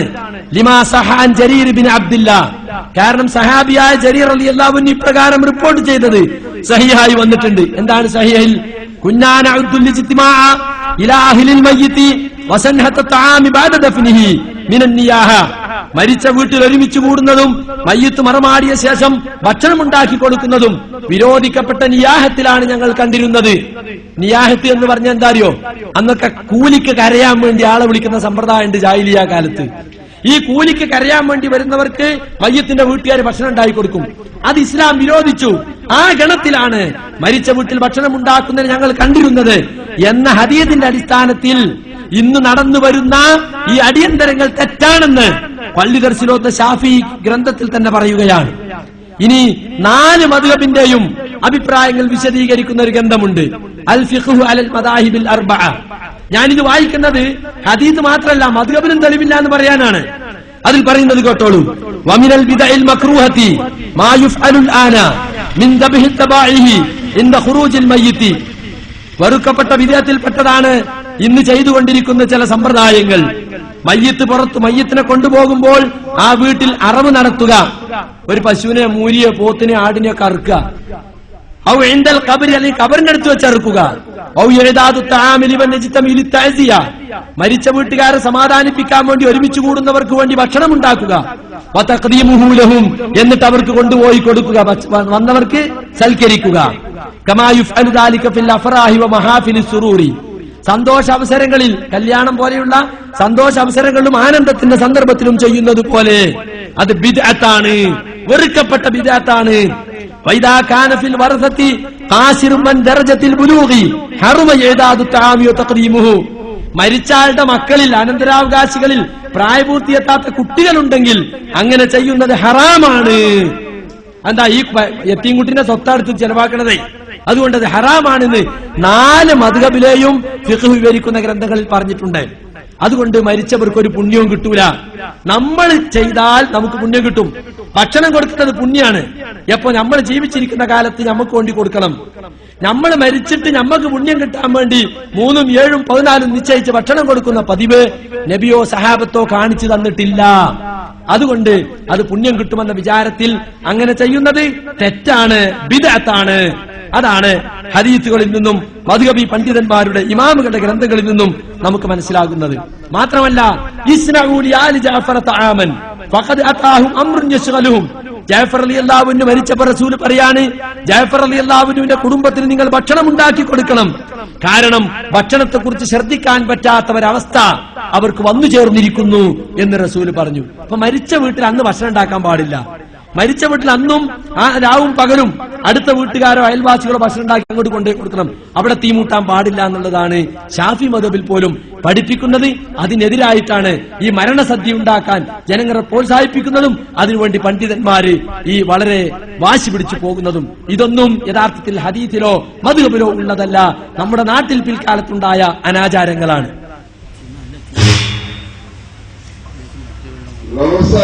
റമദാനിൽ നോമ്പ് മുറിക്കാത്ത ആളുകൾക്ക് പെരുന്നാൾ ആഘോഷിക്കാമോ? നോമ്പ് മുറിക്കുന്ന പെരുന്നാൾ എന്നാണ് അതിന് പറയാ.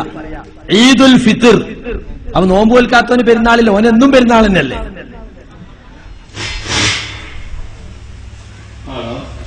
എന്റെ പേര് ഐ മൂസ ആമിനിക്കോ. അത് അറഫ നോമ്പ്. അതായത് ഇന്ന് ഇലക്ട്രോണിക് മീഡിയയുടെ ഇതില് അറഫ ഡേ വളരെ ക്ലിയർ ആയിട്ട് ഹാജിമാരൊക്കെ അവിടെ ഹാജരാകുന്ന അതേ ആ ടൈമിൽ തന്നെ ഞങ്ങൾ ദർശിക്കുന്നുണ്ട്. ഇതിന്റെ മാസപ്പിരവിയുടെ അടിസ്ഥാനത്തില് ഇന്നുള്ള ഇതിൽ മാസപ്പിരവിയുടെ ഇത് പല സ്ഥലത്തിലും പല ഡേറ്റിലാണ് ദർശിക്കുന്നത് മാസം. അപ്പോ ഈ കടപത്തിയിലുള്ള ദിവസവും കൽപ്പീനിയും ആന്ധ്രോത്ത് ഇങ്ങനെയുള്ള പല വ്യത്യാസങ്ങൾ 3 ദിവസം വരെ വ്യത്യാസങ്ങൾ വരുന്നുണ്ട്. അപ്പോൾ ദ്വീപിൽ ഇന്ന് അറഫ ആ ദിവസം ഈ കണ്ടിട്ടും കൂടി ഞങ്ങൾ അറഫ ഡേ അടുത്ത ഇവിടെ ഒരു ദിവസത്തിൽ കണക്കാക്കിയിട്ടാണ് അറഫ ഡേ വരുന്നത്. അതിനെ തുടർച്ചയായിട്ട് തന്നെ അതൊന്ന്, അതായത് ഈ മാസപ്പിരവിയുടെ ഇതില് ഇപ്പോ ലൈലത്തുൽ ഖദ്ർ റാവ് ഒറ്റപ്പെട്ട അവസാനത്തെ 10 ഒരു രാത്രിയാണ്. അപ്പോ ഇതേ ഇതിൽ തന്നെ ഈ രാത്രി തന്നെ വരുന്നതും പല സ്ഥലത്തിനും പല ദിവസത്തിലാണ്. പക്ഷെ ഒറ്റപ്പെട്ട ഒരു രാത്രിയിൽ ഒറ്റ ഒരു ദിവസത്തിലാണ് ലൈലത്തുൽ ഖദ്റിയുടെ ഇതുള്ളത്. അപ്പോ ഏതാണ് ആ ദിവസം എന്ന് നമുക്ക് കണ്ടുപിടിക്കാം. ഇപ്പോ മക്കത്തിലുള്ള അവസാനത്തെ 10 കൽപ്പീനിയിലുള്ള 10 ഈ കടപത്തിലുള്ള 10 അപ്പൊ 3 10 വരുന്നുണ്ട് ഒരേ മാസത്തിൽ. അതിന്റെ ഇതിന് ഒന്ന് പറയാമോ? കാലം പുരോഗമിച്ച ഈ സമയത്ത് അറഫ നോമ്പ് അതെപ്പോഴാണ് നോക്കേണ്ടത്? ഹാജിമാർ അറഫയിൽ നിൽക്കുന്ന ദിവസം മീഡിയകളിലൂടെ വളരെ വ്യക്തമായി നമ്മൾ മനസ്സിലാക്കുന്ന സ്ഥിതിക്ക് ആ ദിവസം തന്നെ നമുക്ക് അറഫ നോമ്പ് ആചരിച്ചുകൊണ്ട് അത് ഒരു രൂപത്തിൽ ലോകത്തെല്ലായിടത്തും ഒരേ സമയത്ത് ഐക്യദാർഢ്യത്തോടെ അറഫയിൽ നിൽക്കുന്ന ആളുകൾക്ക് ഐക്യദാർഢ്യം പ്രഖ്യാപിച്ചുകൊണ്ട് നോമ്പ് നോറ്റുകൂടെ? കാര്യം കാലം പുരോഗമിച്ചിട്ടുണ്ടല്ലോ എന്നാണ് സഹോദരൻ ചോദിച്ച ചോദ്യത്തിലെ പ്രസക്തമായ ഭാഗം. സത്യത്തിൽ ഇസ്ലാം എന്ന് പറഞ്ഞാൽ കാലം പുരോഗമിക്കുന്നത് വരെ ഒരു രൂപത്തിലും കാലം പുരോഗമിച്ചു കഴിഞ്ഞാൽ മറ്റൊരു രൂപത്തിലുമാണ് എന്ന ധാരണ ഒരിക്കലും വളർത്തിയിട്ടില്ലെന്ന് മാത്രമല്ല, ലോകാവസാനം വരെയുള്ള മനുഷ്യർക്ക് ഉൾക്കൊള്ളാൻ കഴിയുന്ന നിയമത്തിലാണ് ഇസ്ലാമിക നിയമങ്ങൾ സംവിധാനിക്കപ്പെട്ടിട്ടുള്ളത്. പക്ഷേ പിൽക്കാലഘട്ടത്തിൽ ചില ആളുകൾ ഐക്യദാർഢ്യം എന്ന് പറഞ്ഞുകൊണ്ട് ഇവിടെ പുരോഗതികൾ എത്തിയ ഈ നൂറ്റാണ്ടിന് മുമ്പ് വരെ ജീവിച്ച ആളുകൾ ആ ആളുകൾ സ്വീകരിച്ച നിലപാടിന് വിപരീതമായിക്കൊണ്ട് കേവലം ഐക്യദാർഢ്യം പേര് പറഞ്ഞുകൊണ്ടാണ് അറഫ ദിവസം ഹാജിമാർ അറഫയിൽ നിൽക്കുന്ന അതേ ദിവസം തന്നെ നമുക്ക് നോക്കാം എന്ന ധാരണയിലെത്തിയിട്ടുള്ളത്. സത്യത്തിൽ ഇങ്ങനെ ഒരു നിലപാട് ഇസ്ലാമിലില്ല എന്ന് മാത്രമല്ല, മഹദി ആയിഷ റളിയല്ലാഹു അൻഹയിൽ നിന്ന് റിപ്പോർട്ട് ചെയ്യുന്ന ഹദീസിൽ കാണാം, നബി സല്ലല്ലാഹു അലൈഹി വസല്ലമയോട് അറഫ നോമ്പിനെ സംബന്ധിച്ച് ചോദിക്കുകയും എന്നാണ് അറഫ നോമ്പ് നോക്കേണ്ടത് എന്നതിനെ സംബന്ധിച്ച് അന്വേഷിക്കുകയും ചെയ്ത സമയത്ത് റസൂലുള്ളാഹി സ്വല്ലല്ലാഹു അലൈഹി വസല്ലമ പറഞ്ഞു നമുക്ക് കാണാം, അത് ദുൽഹിജ്ജ 9-നാണ്. ദുൽഹിജ്ജ 9-നാണ് ആ അറഫ നോമ്പ് നോക്കേണ്ടത്. അപ്പൊ ദുൽഹിജ്ജ 9 ഏത് കാലഘട്ടം അല്ലെ ഏതൊരു സമൂഹത്തിൽ ജീവിക്കുന്നവരായിരുന്നാലും ഏത് കാലത്തിൽ ഏത് സമയത്ത് ഏത് പ്രദേശത്ത് ജീവിക്കുന്നവരായിരുന്നാലും അവർ അറഫ നോമ്പ് നോക്കേണ്ടത് എപ്പോഴാണ്? അവർക്ക് എപ്പോഴാണ് ദുൽഹിജ്ജ 9? ആ ദുൽഹിജ്ജ 9-നാണ് അവർ അറഫ നോമ്പ് നോക്കേണ്ടത്.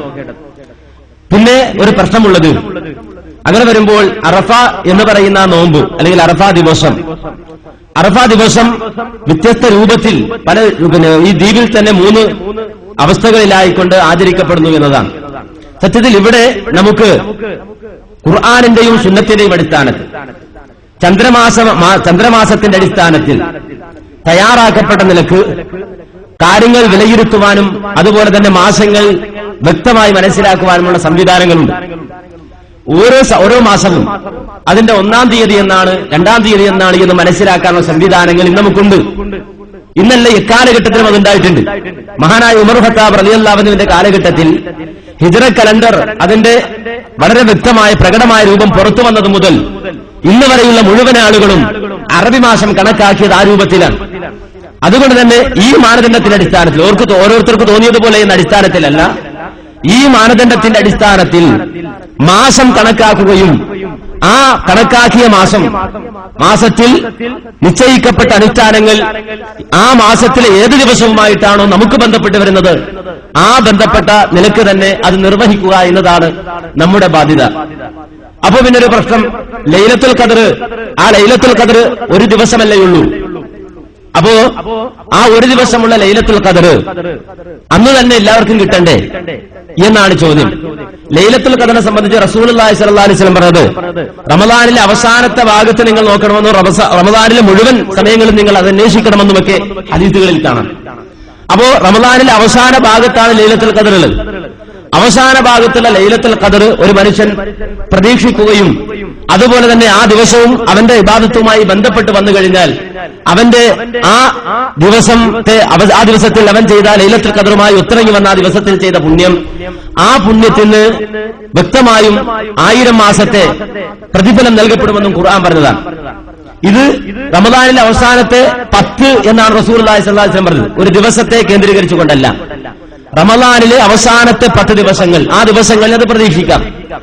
ആ ദിവസങ്ങൾ പ്രതീക്ഷിക്കാമെന്ന് പറഞ്ഞതുകൊണ്ട് തന്നെ റമദാനിലെ അവസാനത്തെ 10 ഏതൊരാൾക്കും എപ്പോഴാണോ ആ സമയത്താണ് നോക്കേണ്ടത്. അല്ലാതെ ഇന്നിവിടെ പെരുന്നാളാണ്, വേറെ ഏതെങ്കിലും ഒരു രാജ്യത്ത് ഇന്ന് നോമ്പാണ് എങ്കിൽ ആ പെരുന്നാളിന്റെ ദിവസം അവിടെ നോമ്പാണ്, അതുകൊണ്ട് അവിടെ ലൈലത്തുൽ ഖദ്ർ ഉണ്ടായേക്കാം എന്ന നിലക്ക് ഈ പെരുന്നാൾ ദിവസം നോമ്പ് പിടിക്കാൻ ഒരിക്കലും നമുക്ക് അവകാശമില്ല. ബുദ്ധിയുടെ മാനദണ്ഡത്തിൽ ഇന്നെങ്ങാണ് ലൈലത്തുൽ ഖദ്ർ ആയാലോ എന്ന് വിചാരിച്ചിട്ട് പെരുന്നാൾ ആഘോഷിക്കുന്ന ദിവസം നമ്മൾ നോമ്പ് നോക്കാൻ അനുവാദമില്ല. നമുക്ക് റമദാനിലെ അവസാനത്തെ 10 ഏതാണോ ആ റമദാനിലെ അവസാനത്തെ 10 ആ 10ൽ ലൈലത്തുൽ ഖദ്റിനെ പ്രതീക്ഷിക്കുക. പിന്നെ നമ്മെ സംബന്ധിച്ചിടത്തോളം നമുക്ക് പടച്ചതമ്പുരാൻ നൽകിയ ചില ന്യൂനതകളും ഈ ലോകത്തിലുള്ള ചില ന്യൂനതകൾ ഇപ്പൊ നമുക്കറിയാം. ഇവിടെ ഈ ഐക്യവും ഐക്യദാർഢ്യവും പറയുന്ന ആളുകളെ സംബന്ധിച്ചിടത്തോളം ചിലപ്പോൾ അറഫയിൽ ഹാജിമാർ നിൽക്കുന്ന സമയം വേറെ ഏതെങ്കിലും ഒരു രാഷ്ട്രത്തിൽ രാത്രിയായിരിക്കും. അപ്പൊ ഇവൻ വിചാരിക്കണം അറഫയിൽ നിൽക്കുന്ന ഹാജിമാർ നിൽക്കുന്ന സമയത്താണല്ലോ നോമ്പ് നോക്കേണ്ടത്. അപ്പൊ ഹാജിമാര് അറഫയിൽ നിൽക്കുന്ന ആ സമയത്താണ് നോമ്പ് നോക്കേണ്ടത് എന്നതുകൊണ്ട് തന്നെ ഹാജിമാർ അറഫയിൽ നിൽക്കുന്ന സമയത്ത് നമ്മുടെ രാജ്യത്ത് രാത്രിയാണ്, അതുകൊണ്ട് പകലത്തെ നോമ്പ് മാറ്റി നമുക്ക് ഐക്യദാർഢ്യം പ്രഖ്യാപിക്കാൻ വേണ്ടി രാത്രി നോമ്പ് പിടിക്കാമെന്ന ഹുക്കുമ കണ്ടെത്തിയാൽ അത് സ്വീകരിക്കാൻ നമുക്ക് പറ്റില്ല.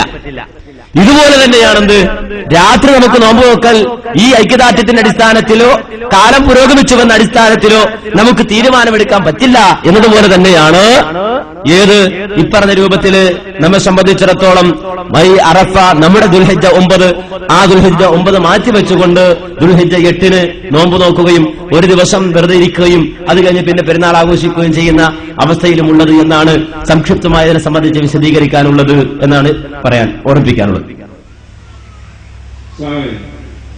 എന്റെ പേര് മുസ്തഫ, ഞാൻ ആന്ധ്രക്കാരനാണ്.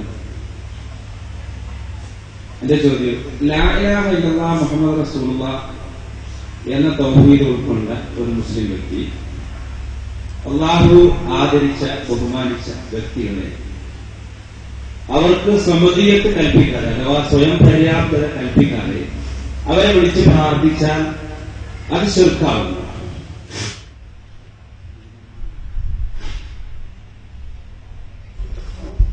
السلام عليكم ورحمة الله وبركاته. بسم الله الرحمن الرحيم. الحمد لله رب العالمين. സഹോദരന്മാരെ, ലാ ഇലാഹ ഇല്ലല്ലാഹ് മുഹമ്മദുർ റസൂലുള്ളാഹ് എന്ന കലിമത്ത് തൗഹീദ് അംഗീകരിക്കുന്ന ഒരാൾ അമ്പിയാക്കളോടും ഔലിയാക്കളോടും അവർക്ക് സമദീയത്ത് കൽപ്പിക്കാതെ വിളിച്ചു പ്രാർത്ഥിച്ചാൽ അതിന്റെ ഇസ്ലാമിക വിധി എന്താണ് എന്നതാണ് ചോദ്യകർത്താവിന്റെ ചോദ്യത്തിലെ ആകത്തുക. തീർച്ചയായും ഈ കാലഘട്ടത്തിൽ ഏറെ ചർച്ച ചെയ്യപ്പെട്ടുകൊണ്ടിരിക്കുന്ന ഒരു ചോദ്യവും ഒരു സബ്ജക്റ്റുമാണ് ഇവിടെ ചർച്ച ചെയ്യപ്പെടുന്നത്.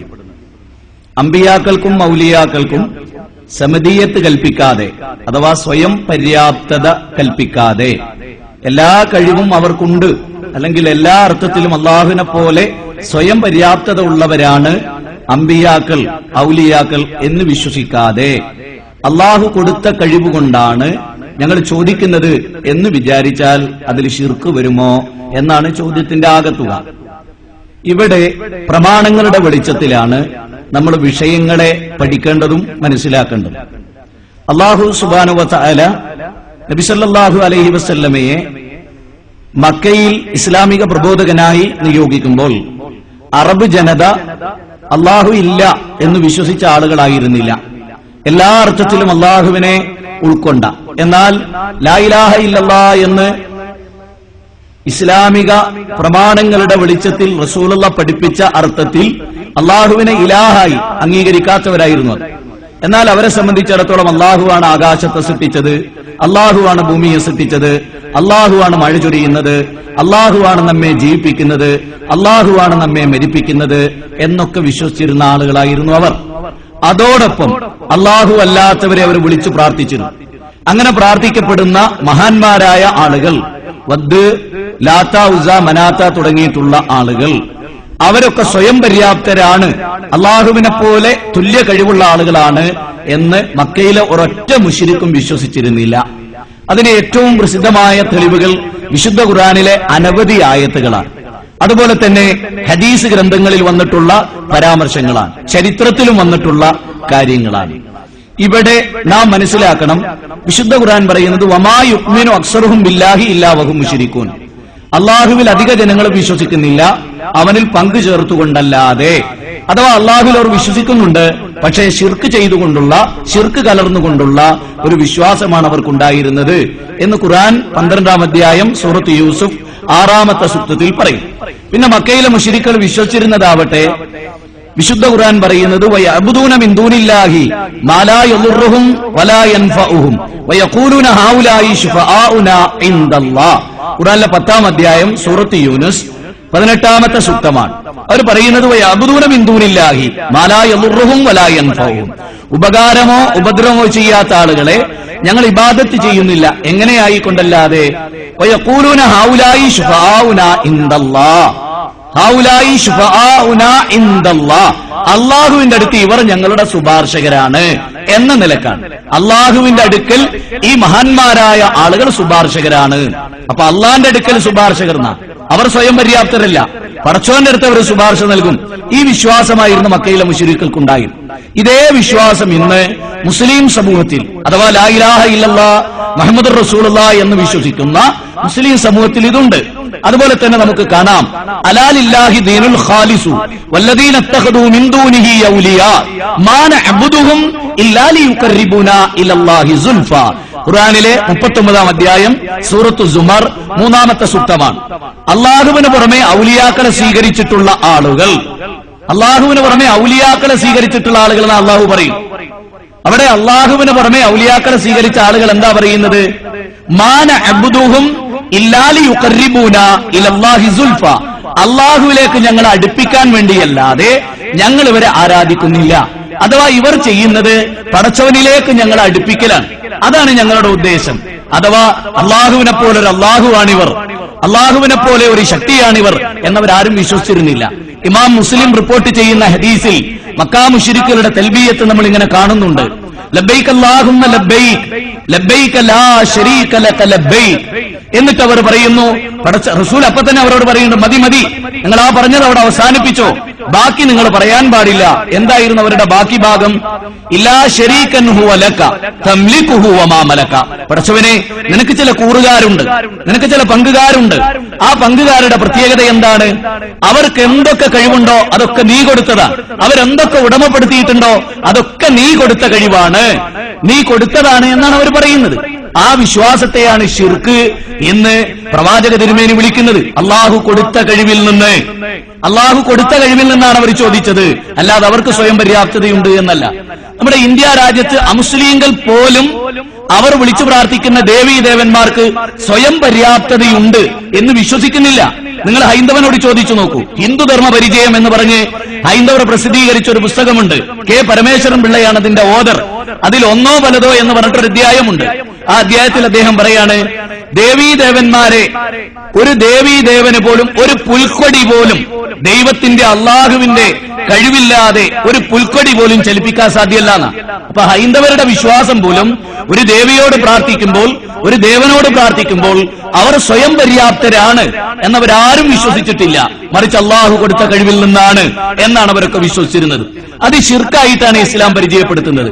പിന്നെ കൊടുത്ത കഴിവിൽ നിന്ന് ചോദിച്ചൂടേന്നാ, ആ ചോദ്യം തന്നെ ഇസ്ലാമിക വിരുദ്ധമാണ്. കാരണം അള്ളാഹു അമ്പിയാക്കൾക്ക് കൊടുത്ത കഴിവിൽ നിന്ന് ചോദിക്കാം എന്ന് വിശുദ്ധ ഖുർആൻ ഒരിടത്തും പറഞ്ഞിട്ടില്ല. ഏതെങ്കിലും ഒരു പ്രവാചകനെ സംബന്ധിച്ച് അവരുടെ മുഅ്ജിസത്തിനെ സംബന്ധിച്ച് പറഞ്ഞിടത്ത് അള്ളാഹു പറഞ്ഞിട്ടില്ല, ഞാൻ എന്റെ പ്രവാചകന്മാർക്ക് ഇത്രയെത്ര മുഅ്ജിസത്തുകൾ കൊടുത്തിട്ടുണ്ട്, അതിൽ നിന്ന് നിങ്ങൾ ചോദിച്ചോളൂ, അതിൽ കുഴപ്പമില്ല, എന്നോട് ചോദിക്കുന്നത് പോലെ നിങ്ങൾ അവരോട് ചോദിച്ചോളൂ എന്ന് അള്ളാഹു പറഞ്ഞിട്ടുണ്ടോ? ഇല്ല. മൂസാ നബിക്ക് 9 മുഅ്ജിസത്തുകൾ നൽകി. 9 മുഅ്ജിസത്തുകൾ. ഏതെങ്കിലും ഒരു മുഅ്ജിസത്ത് കൊണ്ട് നിങ്ങൾക്ക് ചോദിക്കാം എന്ന് അള്ളാഹു പറഞ്ഞിട്ടുണ്ടോ? അവരുടെ അനുയായികൾ മനസ്സിലാക്കിയിട്ടുണ്ടോ? മൂസാ അലൈഹി സ്വലാത്തു വസ്സലാമിന്റെ അനുയായികളിൽ ഫിറൗനിന്റെ ഭാര്യ ആസിയ ബീവിയെ നമ്മൾ കാണുന്നുണ്ട്. ഈ 9 മുഅ്ജിസത്ത് കൊടുത്തു എന്നുള്ള നിലക്ക് മൂസാ നബിയോട് ഒരു ദ്വേരക്കുണ്ടോ? പ്രാർത്ഥിക്കുന്നുണ്ടോ? ഇവിടുത്തെ പോലെ ബദരീങ്ങളെ കാക്കണേ, മൊയ്തീൻ ശൈഖെ രക്ഷിക്കണേ എന്ന് മരിച്ചുപോയവരോട് വിളിച്ചു പ്രാർത്ഥിക്കുന്നത് പോലെ അവരാരെങ്കിലും ഉണ്ടായിട്ടുണ്ടോ?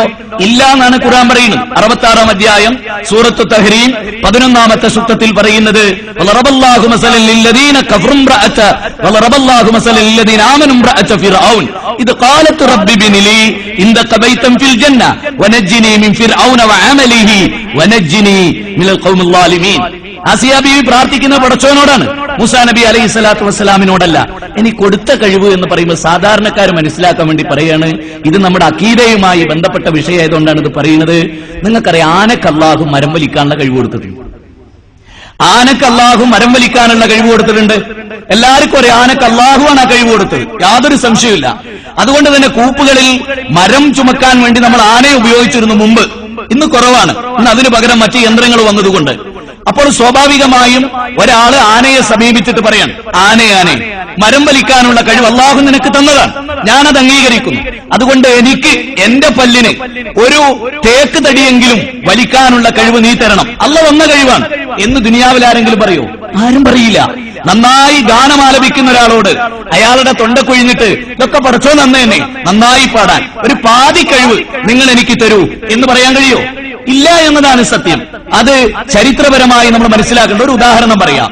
നബി സല്ലല്ലാഹു അലൈഹി വസല്ലമയുടെ ഇസ്ലാമിക പ്രബോധനത്തെ തടുക്കാൻ വേണ്ടി നജറാനിൽ നിന്ന് ക്രിസ്ത്യാനികൾ വന്നപ്പോ അവർ പ്രസംഗിച്ചു. പ്രസംഗത്തിന് കഴിവുള്ള ആളെ കൊണ്ട് റസൂലുള്ളാഹി മറുപടി കൊടുപ്പിച്ചു. അതുപോലെ കവിത ചൊല്ലിയപ്പോ അലി ഇബ്നു അബീ താലിബ് റളിയല്ലാഹു പറഞ്ഞു, നബിയെ ഞാൻ കവിത ചൊല്ലിക്കോളാം.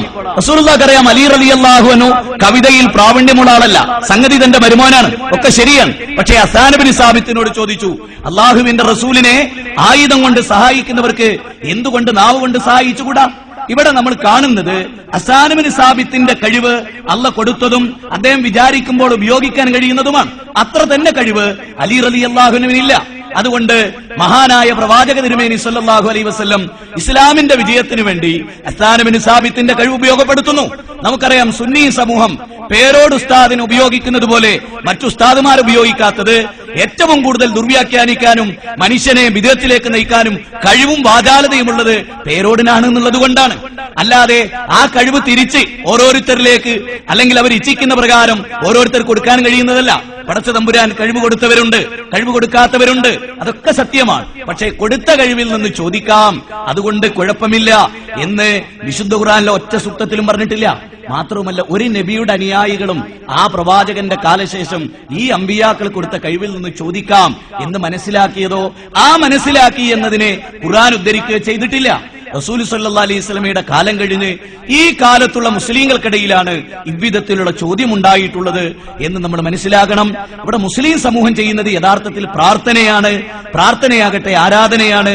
അത് അല്ലാഹു അല്ലാത്തവരോട് നടത്താൻ പാടില്ല, അത് ശിർക്കാണ്.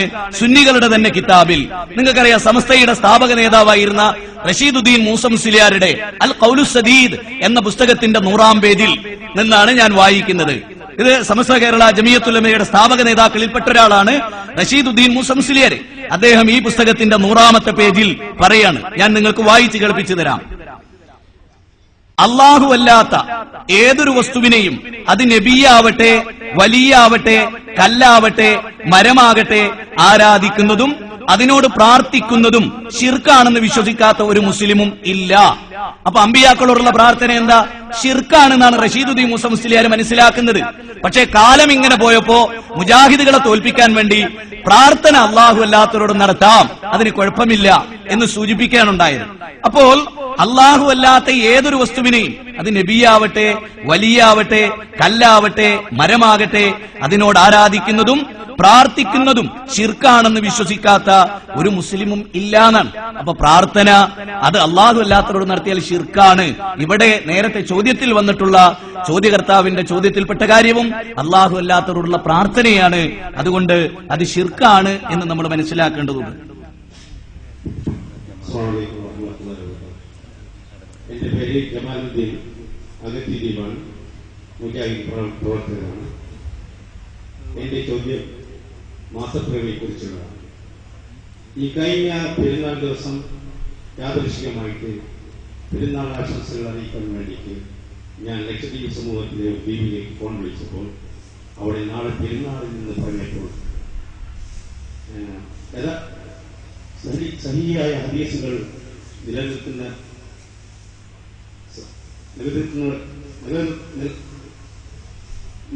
വെളിച്ചത്തിൽ ഞാൻ ചോദിച്ചു, എന്തുകൊണ്ട് നിങ്ങളുടെ ദ്വീപിൽ നാളെ പെരുന്നാൾ ആഘോഷിക്കുന്നില്ലെന്ന് പറഞ്ഞപ്പോൾ അവർക്ക് ഒന്നും ഉത്തരം പറയാൻ പറ്റിയില്ല. അപ്പൊ അതിനെക്കുറിച്ച് പണ്ഡിത സമൂഹം എനിക്ക് ഉത്തരം തരണമെന്ന് ഇസ്ലാമിലെ രണ്ട് ആഘോഷങ്ങളുണ്ട്. വലിയ പെരുന്നാളും ചെറിയ പെരുന്നാളുമാണ്. ലോകത്ത് ഇന്ന് വരെ അതെങ്ങനെയാണ് തീരുമാനിക്കപ്പെടേണ്ടത് എന്ന വിഷയത്തിൽ നമ്മെ സംബന്ധിച്ചിടത്തോളം അഹ്ലുസുന്നത്തി വൽ ജമാഅത്തിന്റെ വീക്ഷണം നിലനിൽക്കുന്നു എന്നതുകൊണ്ട് ആ വിഷയത്തിൽ തർക്കിക്കേണ്ടതില്ല. മാസപ്പിറവി കണ്ടതിന്റെ അടിസ്ഥാനത്തിലാണ് പെരുന്നാൾ തീരുമാനിക്കേണ്ടത്.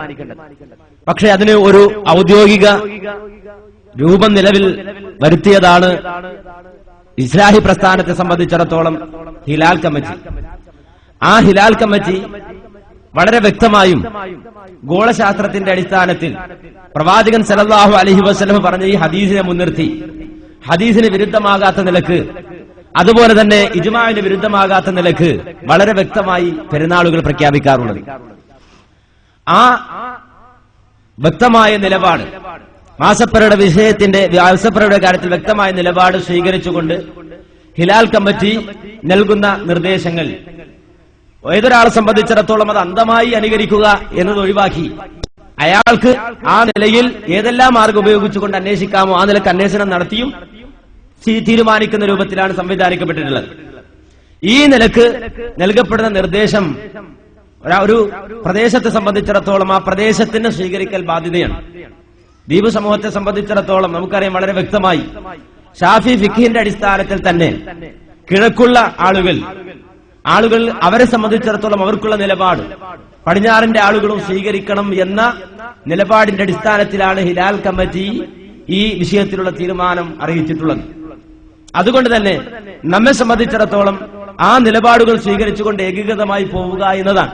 പിന്നെ നമ്മുടെ നാടിനെ സംബന്ധിച്ചുള്ള പ്രത്യേകത, ഏത് പ്രദേശത്തും ഒരാൾ വിചാരിച്ചാൽ പെരുന്നാൾ മാറ്റാൻ പറ്റും. മൂന്നാൾക്ക് അല്ലെങ്കിൽ ഒരാൾക്ക് വേറെ 3 അനുയായികളുണ്ട് എങ്കിൽ ഓം പറയാണ്, എന്റെ നേതാവ് പറയാണ്, ഇന്ന് നമുക്ക് പെരുന്നാൾ മാറ്റിവെക്കാം, നമുക്ക് നാളെ ആക്കാന്ന് പറഞ്ഞാൽ അവിടെ പെരുന്നാൾ 2ആയി. മനസ്സിലായില്ലേ? പിന്നെ ഖാലി വ്യവസ്ഥ, ഇന്ത്യൻ നിയമത്തിൽ ഉണ്ടായിരുന്നതും പിൽക്കാലഘട്ടത്തിൽ എടുത്തു മാറ്റപ്പെടുന്നതുമായ ഖാലി വ്യവസ്ഥ, ആ വ്യവസ്ഥ വന്നതോടുകൂടി ഓരോ പ്രദേശത്തിന്റെയും തീരുമാനം ഈ നിലക്ക് തീരുമാനിക്കപ്പെടുന്ന അവസ്ഥ ഉണ്ടാവുകയും പലപ്പോഴും പലയിടത്തും വളരെ ശക്തമായ ചില സ്വാധീനങ്ങൾ ഇതിന്റെ പേരിൽ ചെലുത്തുകയും ചെയ്തിട്ടുണ്ട്. അതും ഈ പെരുന്നാളുകൾ രണ്ടാകുന്ന വിഷയത്തിൽ വന്നിട്ടുണ്ട്, രണ്ടാക്കുന്ന വിഷയത്തിനെ സ്വാധീനിച്ചിട്ടുണ്ട്. നമ്മെ സംബന്ധിച്ചിടത്തോളം അതിൽ തീരുമാനിക്കാനുള്ളത്, ഇസ്ലാഹി പ്രസ്ഥാനത്തെ സംബന്ധിച്ചിടത്തോളം അതിന്റെ നിലപാട് വ്യക്തമാക്കാനുള്ളത് വളരെ ശക്തമായി ഈ രൂപത്തിൽ ഈ ഹിലാൽ കമ്മിറ്റി വളരെ വ്യക്തമായി ദ്വീപുകാർക്ക് കൂടി അവരെ കൂടി പരിഗണിച്ചിട്ടാണ് ഇസ്ലാഹി പ്രസ്ഥാനം അവിടെ നിലനിൽക്കുന്നത്. ആ നിലക്ക് ഹിലാൽ കമ്മിറ്റിയുമായി ബന്ധപ്പെട്ട് വളരെ ശക്തമായ നിലക്ക് കാര്യങ്ങൾ തീരുമാനിക്കാവുന്നതാണ്. ഗോളശാസ്ത്രവുമായി ബന്ധപ്പെട്ടുകൊണ്ടുള്ള ആ നിലപാടുകളും ആ വിഷയത്തിലുള്ള ഇസ്ലാമിക നിലപാടുകളും അനുസരിച്ചുകൊണ്ടാണ് ഹിലാൽ കമ്മിറ്റി നിലകൊള്ളുന്നത്. അതുകൊണ്ട് ഈ പ്രദേശത്തുള്ള മുഴുവൻ ആളുകളോടും പറയാനുള്ളത് അതിനെക്കുറിച്ച് പഠിക്കാനും അന്വേഷിക്കാനും ആ നിലക്ക് നമുക്കിടയിൽ നിലനിൽക്കുന്ന ഏതെങ്കിലും പ്രശ്നമുണ്ടെങ്കിൽ അത് പരിഹരിക്കാനുമാണ്. വളരെ വ്യക്തമായി ആ വിഷയത്തെ നമ്മൾ കാണണമെന്ന് ഓർമ്മിപ്പിക്കുന്നു.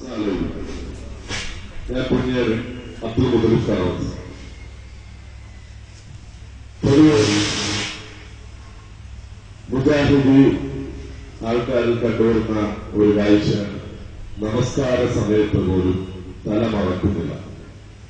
റസൂൽ സല്ലല്ലാഹു അലൈഹി വസല്ലം തങ്ങൾ തല മറക്കാത്ത വ്യക്തികളെ സാക്ഷിക്ക് പോലും നിർത്തുവാൻ പാടില്ല എന്ന് ഉദ്ധരിച്ചിട്ടുണ്ടെന്നുള്ളത് പല പണ്ഡിതന്മാരും പറഞ്ഞു കേട്ടതാണ്. എന്നാൽ മക്ക മദീന, മക്കയിലെ മുജാഹിദ് ഭരണമാണ്. അവര് പലരും എന്നുവേണ്ട ആ മുജാഹിദ് ഭരണത്തിൽ തന്നെ ആൾക്കാർ മുഴുവൻ തലമറക്കുകയും കാണുന്നുണ്ട്. എന്നാൽ ഇവര് മുജാഹിദീങ്ങളിൽ തന്നെ 1% പേർ മറക്കുന്നതും ഭൂരിപക്ഷം പേര് അത് തിരസ്കരിക്കുന്നതുമായി കാണുന്നുണ്ട്. എന്താണ് അതിന്റെ കാരണമെന്ന് സ്ഥാപിക്കുന്നത്?